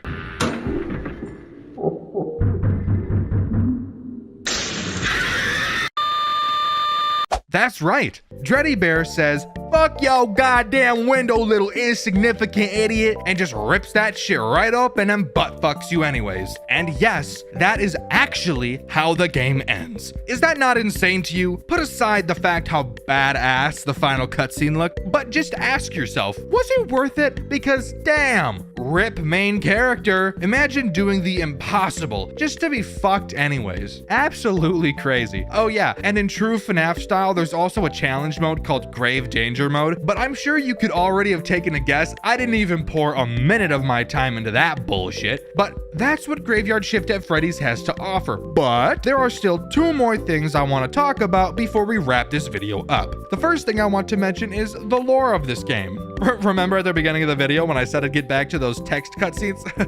This is that point of the video, because it's honestly some of the coolest shit I've ever witnessed. Before each night, we're given some text on screen that unveils little pieces of the story, as I've previously mentioned. Before I start talking about the story, I do want to clarify that I don't know the story for certain. What I'm talking about and what I'm about to say is strictly my theory. I've already covered Night 1's pregame text, but I'll do it again. It seems to be straight from a news broadcast where the anchor mentions how their very own Sam Rodriguez has gone missing after doing a story about visiting the Freddy Bear's location, and nobody knows where he is. That's about all this night gives us. However, Night 2's pregame text seems to be from the perspective of the restaurant owner Raglan and a health inspector. The health inspector mentions how the mascots are stinky and, before leaving, notices the floor sounds hollow and is emitting a strange smell. When he mentions this, it noticeably makes Raglan uncomfortable. Raglan states that it's just the cellar where they store things. When the health inspector asks to see, Raglan seems hesitant, but then shows him. At this point, we don't learn what's down there, but we'll get back to that shortly. Night 3's pregame text comes from a journal entry of who I can only assume is Raglan. Raglan writes that he's told the animatronics to not try and leave the establishment, and that one night after closing, a character named Wolfgang tried to leave. However, after nearing the door, he presumably got set ablaze and fucking died, because when Raglan came back the next day, there were ashes left on the floor. Raglan took these ashes and showed them to the other animatronics and told them if they tried to leave, the same would happen to them. This was interesting to me. Not only does leaving the building cause the characters to die, this shows that the characters can die and are therefore alive, which would lead me to believe that they're not just possessed mascots like in most other FNAF games, but are instead their own living organisms, which is honestly deeply disturbing to think about. But if that is the case, then what I still don't understand is why the animatronics would be trying to attack us, unless they were maybe being controlled by something else. Night 4's pregame text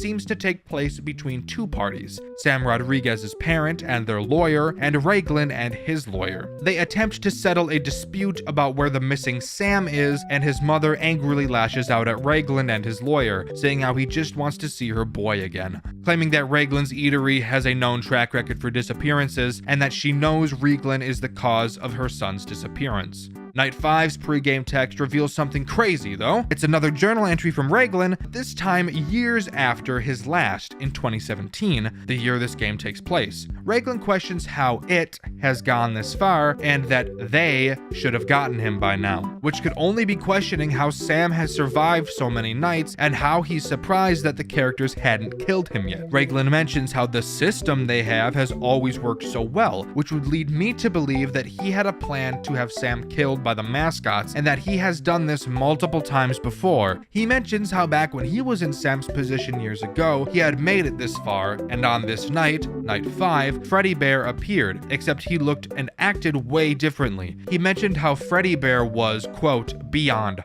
hunger, end quote, which I actually believe is literal. We know in Night 5 that Freddy Bear did look much different from the other animatronic, contorting in unnatural ways, and after that night we see a newspaper clipping talking about Sam's disappearance and how it came 4 weeks after the disappearance of a health inspector named Gibson Newman. Sound familiar? It should, because that's the exact health inspector mentioned in the Night 2's pregame text. I believe that Sam Raglan is hiring people to work at this establishment so that the mascots can kill them and eat them. Since I believe they're living organisms, that would only mean that they need to get energy somehow, and referencing how Raglan said Freddy Bear was, quote, beyond hunger, end quote, that could only mean that it's because he hadn't killed Sam yet, and Freddy Bear decided on Night 5 that he would take killing Sam into his own hands so that they could eat. I believe that both the reason the mascots smell bad and the cellar smelled bad was because the cellar is where the dead bodies of the previous victims were kept, and some of the bodily remains were caked into the fur of the mascots. I believe that the mascots are being controlled by some sort of demons that are confined to the restaurant, and that's why Wolfgang turned into ash when he attempted to leave. Steve Raglan is stuck finding new victims for them to kill and eat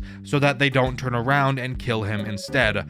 That's why he was getting so nervous when he realized they hadn't killed Sam yet. But I don't think that's all. I think the mascots were all fucking with Sam the whole time. Freddy Bear is clearly strong enough to open the ticket booth door when it's down, as seen in Night 5, and I'm willing to bet that the others could do that as well. I think that the mascots are smart enough to know that you think you're playing a game and that your office is the safe point, and that the ticket booth door is the way you protect yourself in this, quote, game. I think the animatronics are knowingly playing along. Look at Chica, for example. When she's at the ticket window, she's clearly leaning into your office, yet instead of attacking you, she waits for you to close the window, and when you do, you can clearly visibly see her move out of the way so that it can close. These mascots know they can kill you at any time. They just wanted to play along and make you think you have a chance. All the way up to the last second when Freddy Bear finally decides the game's over, even in his final moments telling you your time playing the game is up. So that's what I managed to get out of the story of this game. Am I right about it? Maybe. I have no idea. I know other people have made videos about this game, but I don't like watching videos about games I'm going to make videos about for what should be obvious reasons. I mentioned there's one more thing I wanted to talk about, and that's why this game has been removed by the developer, and why it's pretty damn hard to find and get your hands on. There's an entire Google Doc that has been made by the dev's ex-friend detailing the whole situation, and it is long, by the way, 65 pages to be exact, which goes over all the receipts about just how terrible Avocado Dreams, the developer of this game, is. To give you the basic TLDR, Avocado Dreams was the subject of allegations stating that she spread rumors of an ex-friend of theirs financially extorting his ex. She defamed others via blackmail, acted manipulatively and very unprofessionally while working on multiple projects, claimed that she has an exception to a disorder which stems from having a previous disorder, and encouraged and supported threats of violence. If you want me to make a video reading the whole Google document for you guys, just let me know in the comments below, because I couldn't in good faith go into extreme detail of this case in this video. But that's all Graveyard Shift at Freddy's has to offer. I think this game is so incredibly amazing. From the gorgeous animation to the amazing sound design, game design, and story design. I struggle to actually find anything of significance to complain about that isn't just a skill issue on my end. I would like to thank the developer, but I don't thank Dgens. Let me know what you think about it in the comments below. In the last video, I asked you all if you wanted to see me cover another FNAF game series from start to finish, and which one that would be. My favorite comment is this one from Ryko Janes, and they said I should cover the Five Nights at Sonic series. I've actually thought about doing it a few times, but I haven't just yet, mainly because the first 3 games are literally just skins of the first 3 FNAF games, games for the most part. But if you guys would be interested in seeing me cover that, then definitely let me know in the comments. I'm sure many of you are familiar with the Five Nights at Freddy's fanverse, and I'm sure you know of the questionable character that took part in it, but that's not what this video will be talking about. Maybe I'll cover that hot mess another day. Today, I want to tell you all about a creator from the Fanverse initiative that was forced to remove all of his FNAF related projects, why, and most importantly, my favorite game that he made, which is now banned. To start, I want to clarify, because some of you may be wondering, how are you talking about this game and how do you have gameplay of you playing it on your second channel Dxtr Black, which everyone watching should definitely subscribe to, if the game has been banned? Well, that's because people are awesome and have not only archived the game in question that I'll be talking about today, but all games that this creator was forced to remove. The game we'll be talking about today is the banned FNAF game, but also, hands down, one of the scariest FNAF fan games I've ever played, A Shadow Over Freddy's. Before we begin, I'd like to say that I don't make FNAF videos. I make horror game videos. I've just recently been finding so many FNAF games that I've been wanting to talk about. And I will be moving the question of the video winner to the end of the video to hopefully not interrupt and ruin people's experience of the video. Hope you understand, and let's go. A Shadow Over Freddy's begins with some dialogue explaining that we wake up in a dark room and that all we can hear is the low buzz of a metal fan. If you couldn't guess, this room in question is the office from Five Nights at Freddy's 1. Before saying, quote, "Leave immediately before the shadows that have devoured this abandoned building come to consume you as well." We're shown that we have 5 nights remaining, and now we're thrown into the main gameplay loop. A Shadow Over Freddy's is a semi-free roam game where you walk around the pizzeria from FNAF 1. Each night has a different task for you to complete, and as the nights go on, more and more threats are added for you to keep track of. Night 1's objective is simple: find the exit. This game is incredibly accurate to the building we see in Five Nights at Freddy's 1, minus 2 specific things. There's a break room for employees which is located right next to the back room, and an arcade area that's right next to the kitchen door. I guess you could make the argument that there were arcades in FNAF 1, since you really never got a good angle of that part of the pizzeria, but fuck you. I've never seen anyone else do it, so I'm gonna say it's not accurate to the original. Other than that, if you know the FNAF 1 location, you'll be able to move around the area quite easily.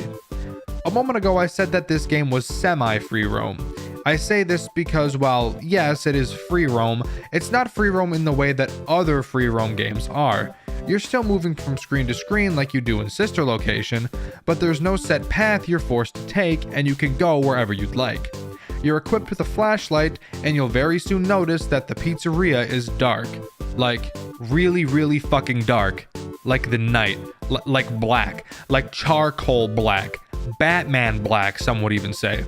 So, seeing isn't super easy. To move around, you just have to point your mouse at the area you want to go and click to advance to that area. Pretty simple. Where does the threat come in? There are 2 threats prevalent in Night 1, the clock and Freddy. The clock is pretty simple.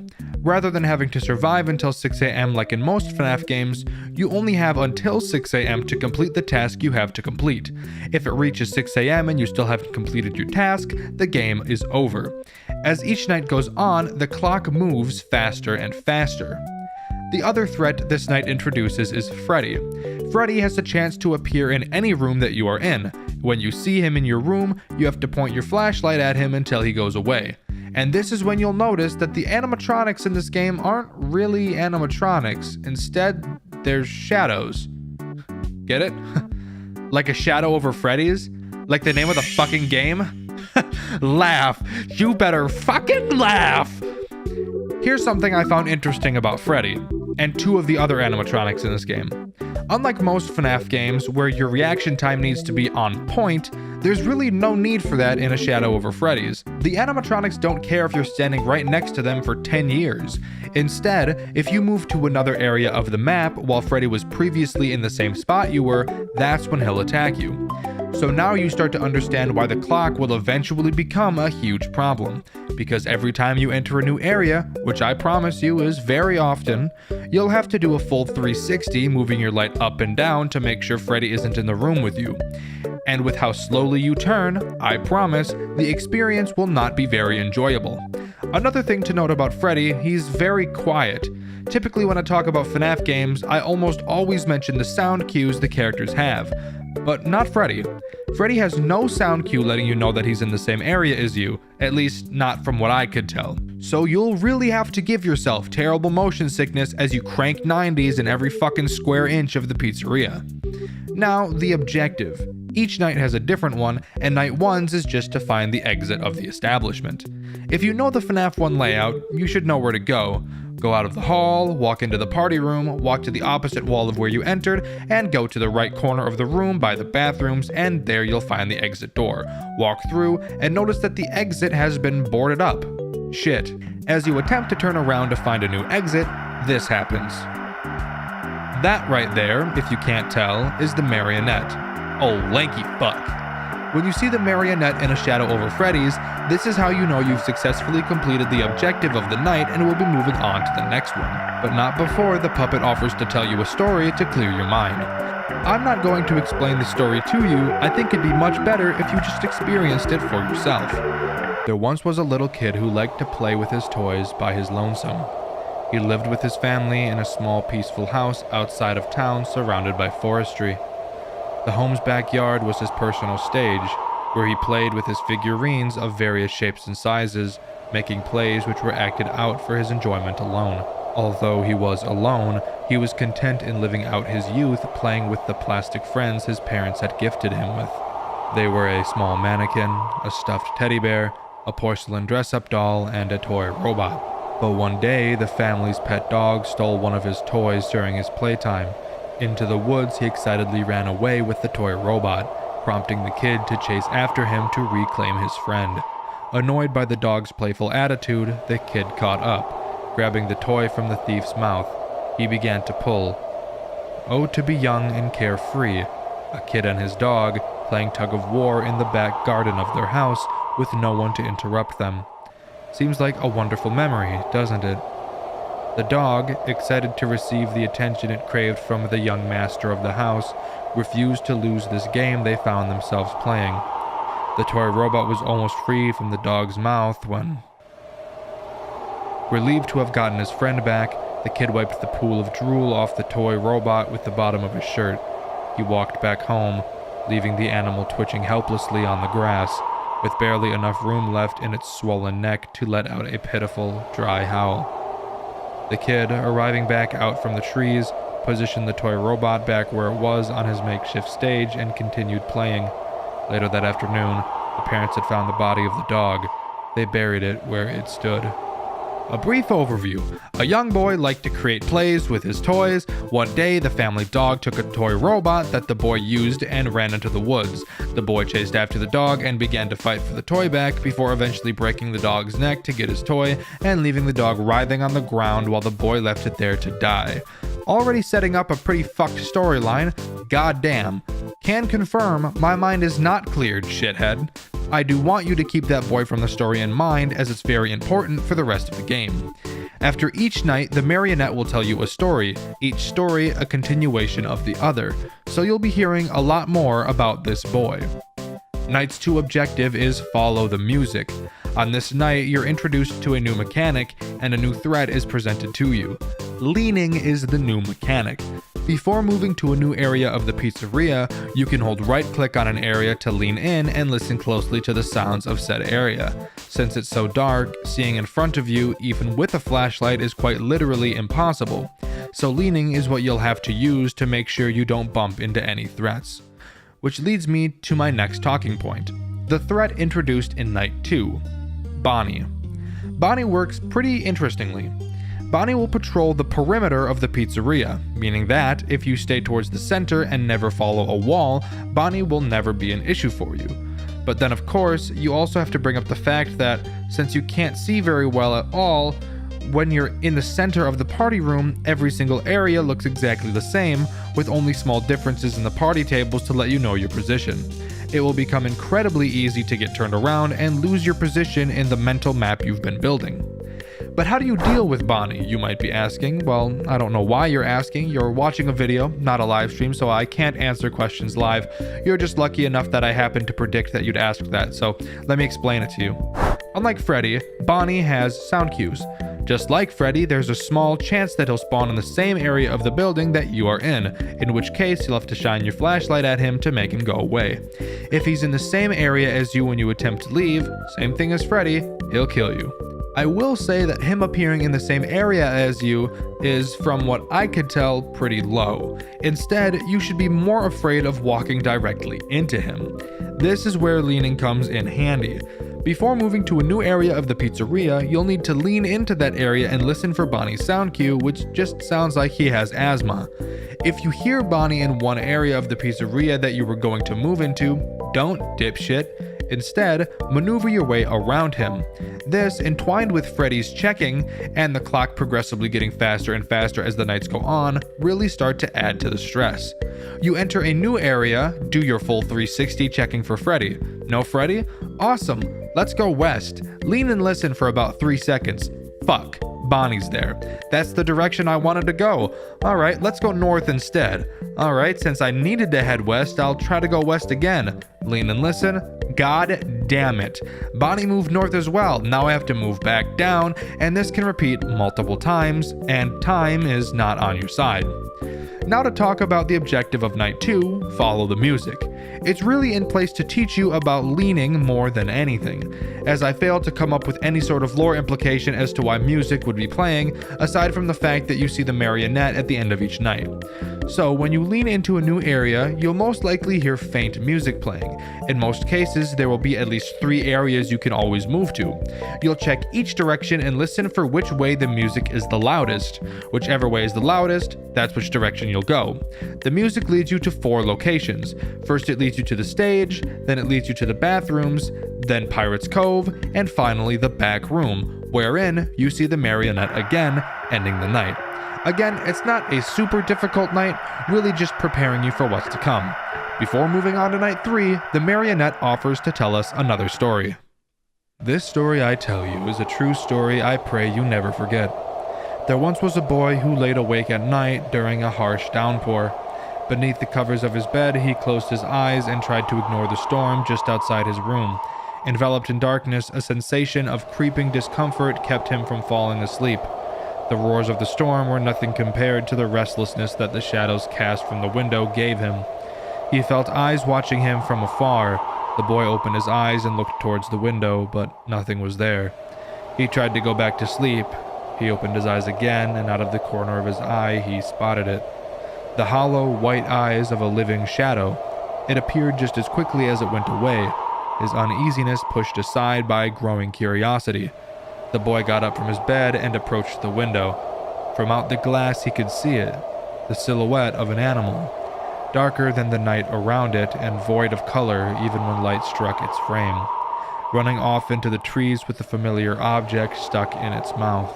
His favorite toy, stolen again, being carried towards the forest.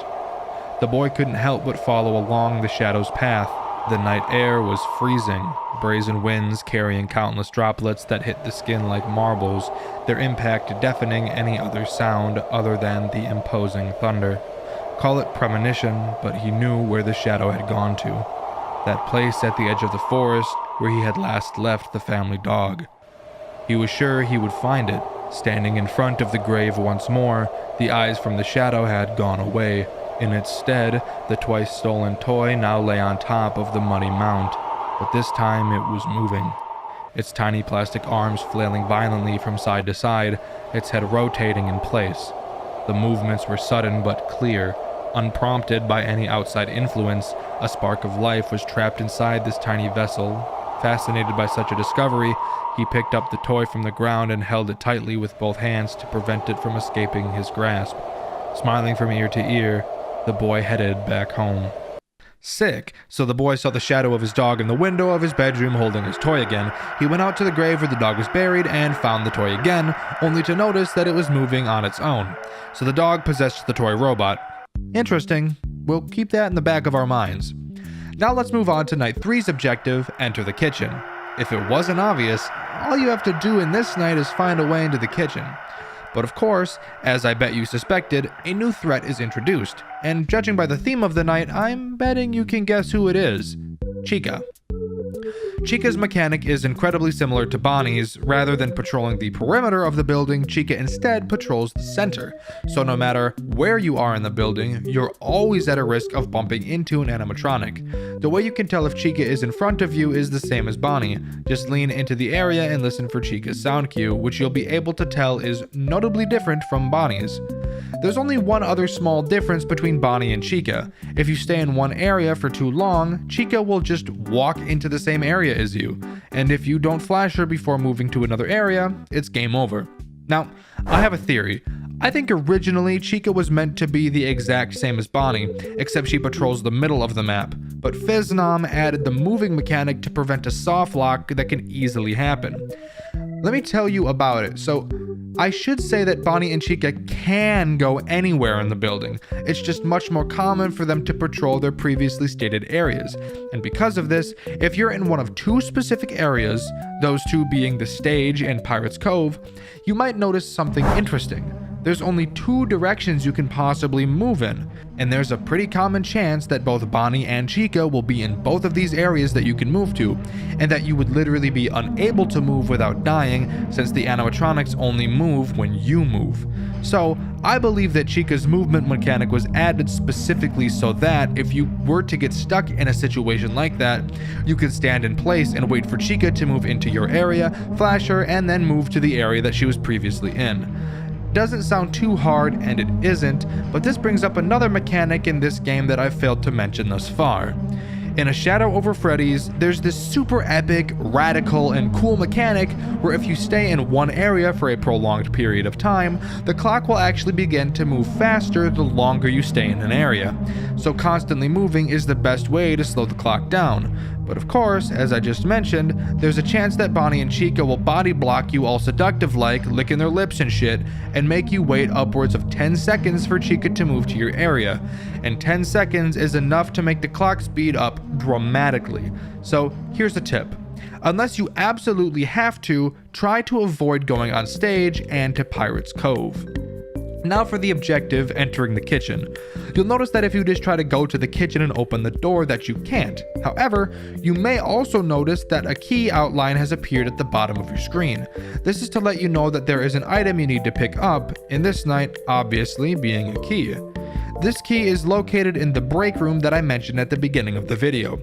Once you make it there, you grab the key off a key rack and make your way back to the kitchen, where you can then unlock the door and go inside, where you'll find the marionette yet again, ending the night.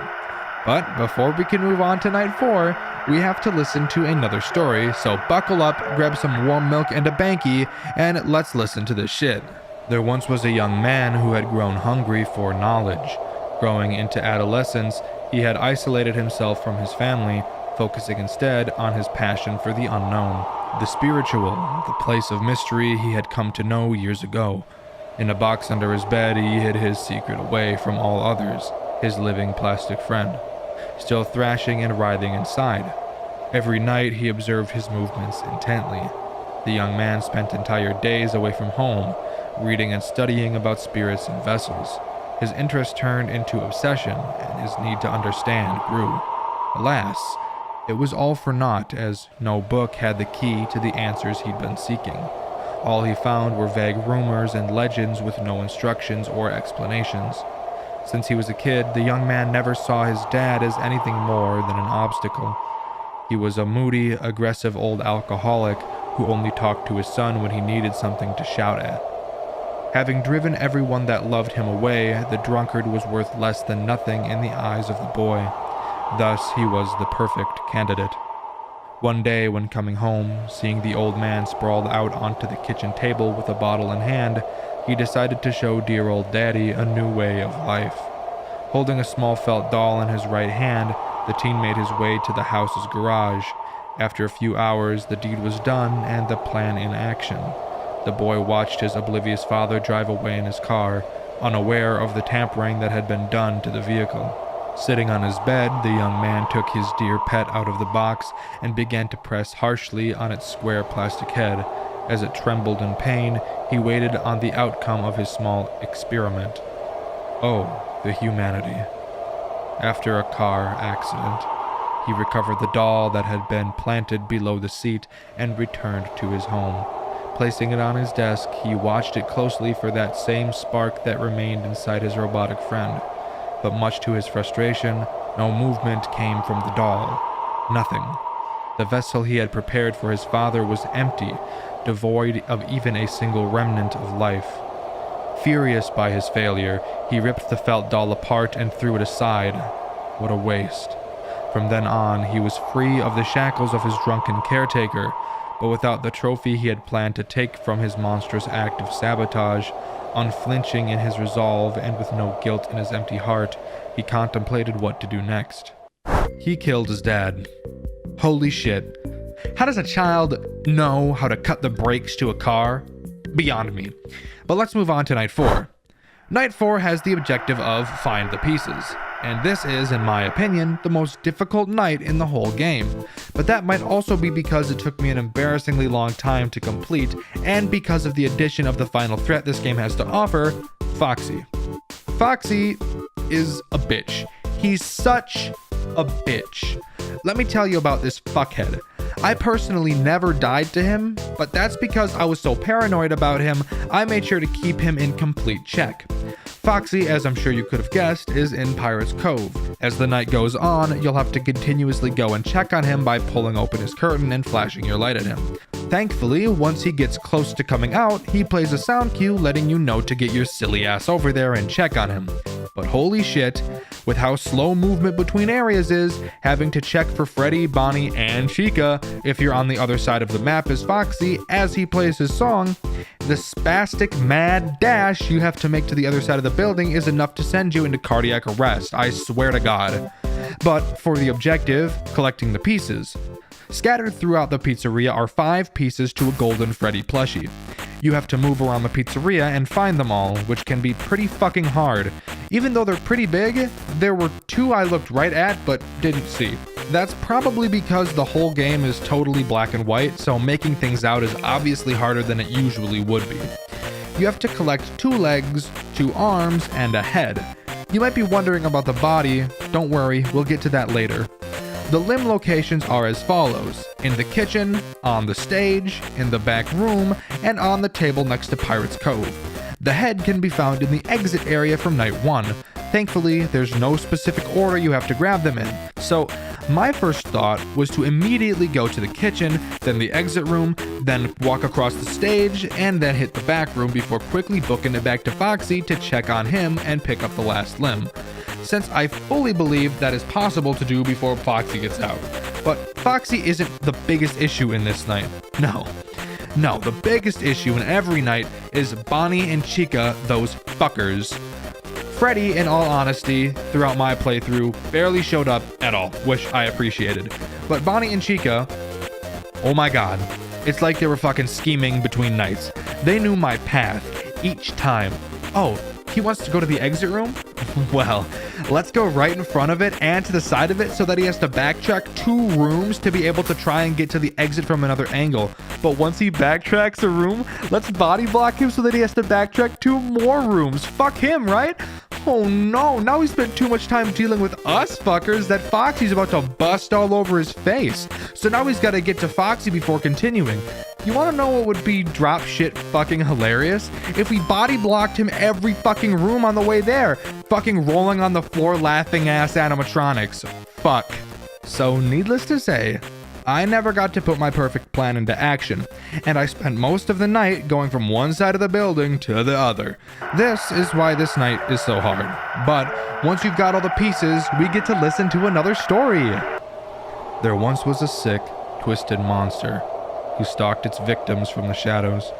Its heart far gone from its body, the putrid, parasitic individual lived for the hunt, to capture and corrupt the weak, all for the sake of satisfying its disgusting pleasures. Tonight was no different. Amidst the rain, this vile vampire of society spotted a young girl, left outside the entrance to a family restaurant. She looked in from a window as the other kids inside had fun and celebrated without her. The monster approached the girl from behind, its body trembling in anticipation to savor the perfect opportunity that had been laid out in front of it. Maybe, if some humanity was still lingering inside, if some shred of dignity had remained in its hollow heart, it would have felt pity for her. Maybe it could have sympathized with her situation. It stood still, inches away from her, its hands reaching out for her back, the sound of its breathing masked by the downpour surrounding them. The child felt a chill run down her spine. She saw its eyes looking at her in the reflection of the glass. She slowly turned around to face the figure towering over her. You rotten, ignorant, heartless creature. You left that innocent girl in that alley to die a cold, lonesome death. Your hands were tinted red with her blood, colorless in your empty eyes, and you felt nothing but satisfaction from taking her life. And for what? You don't remember? We all know that's not true. These meetings have been merely a formality. If it were up to me, I would have left you alone to be torn apart by your captors, limb by limb, just like you tore the life away from her that night, tossing her into the trash after capturing the fragments of her presence. But now it's time for you to feel her pain, to feel the pain that all your victims suffered. Rotten hell, William Afton, alongside the shadows of your past. That's right. If you hadn't put the pieces together already, we're playing as William Afton, and the story that's been being told is William's childhood, and what led him to becoming the man he became. I think that this reveal is fucking brilliant. I absolutely love it. I think this is something that Five Nights at Freddy's should have done. You never learn why William is the way he is. You're just meant to accept that he's a murderer, which is never the case with actual murderers. I'm aware he had a reason as to why he murdered the kids, but normal people don't murder, period. You can always go back in their past and pick up on small hints that something isn't right in their development, and in a lot of cases, harming animals is one of the earliest signs. Look at Jeffrey Dahmer. He mutilated animals in the woods to study their insides. Giving Afton this bit of story, while generally simple, provides so much more meaning behind the actions that he made in the main games, and I really hope the new FNAF game Into the Pit does something like this. I love it. But now, we get to move on to the final night of this game. No, there's no sixth night. This is it. Night 5, with the most simple objective of all. Run. This night is batshit insane. Not only is there way more static on screen, there's also finally some color, albeit only red. This night makes every animatronic the most aggressive it's ever been, aside from Foxy, who isn't active at all, but that's for good reason. Every location you move to sends you to a completely random area of the pizzeria. You'd think to run to the exit, but the moment you step out of your office, you're teleported to a totally random area. And maybe you eventually find the exit, but as you run through the doors, you realize you get teleported back onto the other side of the pizzeria. And if you thought the clock was moving quickly on previous nights, you're not ready for how quickly that shit goes down in night 5. In order to win, you have to randomly teleport through rooms for long enough that you eventually get teleported inside the bathroom, which only has one exit. Once you leave the bathroom through that one exit is when you finally get teleported back to the office and win. But holy fucking shit, I have stuff to complain about before we get that far. Let me start by completely disregarding Freddy. He might as well not even be in this game with how infrequently he appears. But holy shit, Bonnie and Chica make me want to stick my dick in a toaster, holy god. It does not matter how quick you are. I think I established the fastest possible strategy for optimally doing 360s and checking rooms that you can possibly have in this game. But it doesn't matter how fast you are. There's one enormous factor of luck that you can't overlook. Pirates Cove and the stage. Remember the Bonnie and Chica body blocking I mentioned earlier with these two areas? Yeah, those two areas are choke points of this night. And the worst part? There's nothing you can do about it because every location is randomized. There's no pattern to map out in your head because every time you teleport, the entrances and exits get randomized again. Generally speaking, you have 2 shitty teleports that you can go through, and that's considering you've run into rooms where the first area you lean into doesn't have Bonnie or Chica in it. If you've had to check 3 locations before transferring to one of the rooms you've been in, which I promise you happens very often, then you really only have 1 shitty teleport that you can fall into safely. Why? Because again, the longer you stay in one area, the faster the clock moves. If you end up getting teleported to the stage or Pirate's Cove, there's a non-zero chance that Chica will take her sweet fucking time entering your area, almost guaranteeing that if you get sent to a shit area, that 1 hour is almost 100% going to pass while waiting. That's just how fucking fast the clock is on this night. If you get sent to the stage twice, you might as well just reset the game because there's no chance you'll transfer through enough rooms after that before it hits 6 a.m. Oh my fuck, then I still have to talk about the music. As you transfer through areas, you'll begin to hear music playing softly, but as you transfer through more rooms, the music gets louder and louder, making it fucking impossible to hear Bonnie, and I mean Bonnie specifically. Chica tends to be pretty fucking loud so you can figure out where she is pretty quick, but Bonnie's sound cue is so quiet most of the time that every time you end up leaning, you'll have to wait a good 3 seconds to make sure you don't hear him, and I cannot stress enough how much time 3 seconds is on this night when the clock moves at fucking Mach 40. So by the time it's 5 a.m., you're almost done. The music is blaring in your ears so goddamn loud you think your eardrum might fucking rupture. Your leg is bouncing so fast and your heart is pounding so hard you can feel it throughout your whole torso, and you can hear it echoing throughout your skull, making it more and more difficult to focus on listening for Bonnie's sound cue. When finally you realize you've entered the bathroom as fast as you can, you whip around to the exit of the bathroom and you find yourself in the office. All has gone quiet. The red tint has gone away. It's calm. For once. For once, you stop shaking. You take a deep exhale that you've been holding in for the last minute, and your heart rate decreases. As you look around the room you're in, you'll realize the torso of the plushie you collected pieces to on night 4 laid on the desk in front of you. You don't know why you've been collecting the pieces. You just know that it's something that you've had to do. You grab the final piece, and then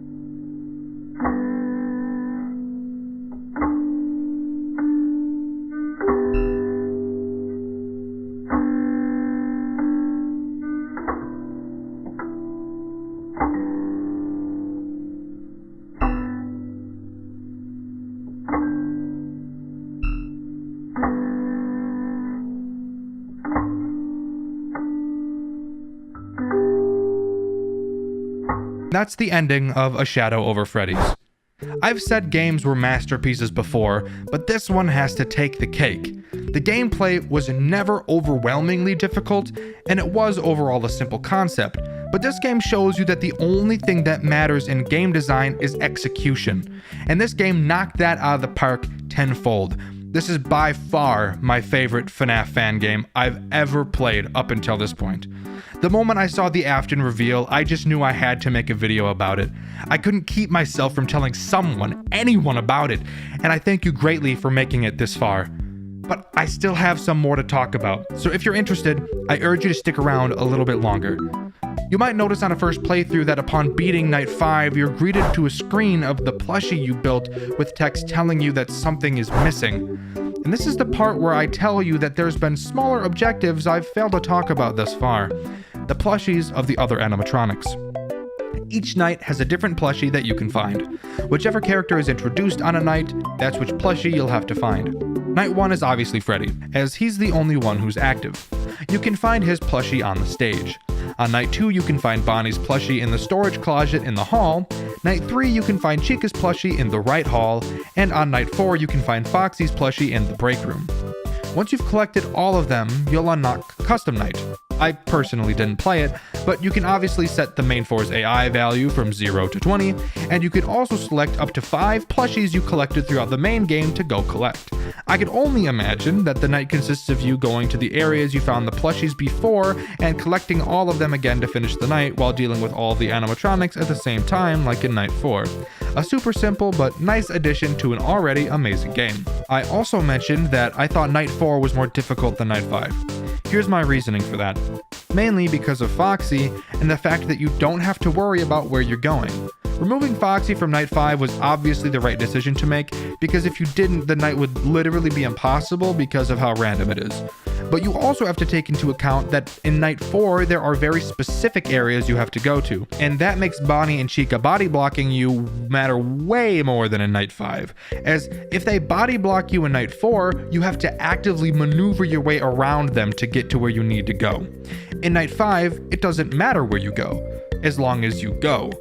Generally, I think Night 5 is a better night than Night 4, just because of the run objective and how sporadic it feels, really setting the fact that you are panicked and you have nowhere to run. But Night 5 is in no way more difficult than Night 4, just more luck dependent. And the last thing I have to talk about, why was a game like this, a game that seems so perfect, forced to be taken down? Well, as mentioned, FNAF was invited to be part of the Fanverse initiative by Scott Cawthon, and he accepted. He was the one who started work on the infamous Five Nights at Freddy's Plus. However, during the work on that game, he decided he wanted to spend time on himself and his mental health and stepped away from the Fanverse, leaving it entirely, which is why FNAF Plus was never released. And because of the contract that he signed, he was forced to remove all of his Five Nights at Freddy's fan games he's ever made, even games he made while not in the Fanverse, one of those games being A Shadow Over Freddy's. I have no idea the terms of the contract, and I can't see why they'd have him remove games he's made, but regardless, that's what happened and where we're at now. And if you want to know, FNAF is still active just on YouTube with his channel where he makes some pretty good videos, so I recommend you go check that out. I'll link him in the description. But thankfully, people have archived the amazing projects he has put together. But that was A Shadow Over Freddy's. Let me know what you think in the comments below. Before I go, in the last video I asked you all what your favorite memory from the Joy of Creation story mode was, and my favorite answer was this one by Joker of Spades. They chose the third night simply because it's funny that Bonnie punches the camera. Not a super detailed reason, but it was enough to make me laugh. I've been Dexter, and I'll see you all in the next video. See ya!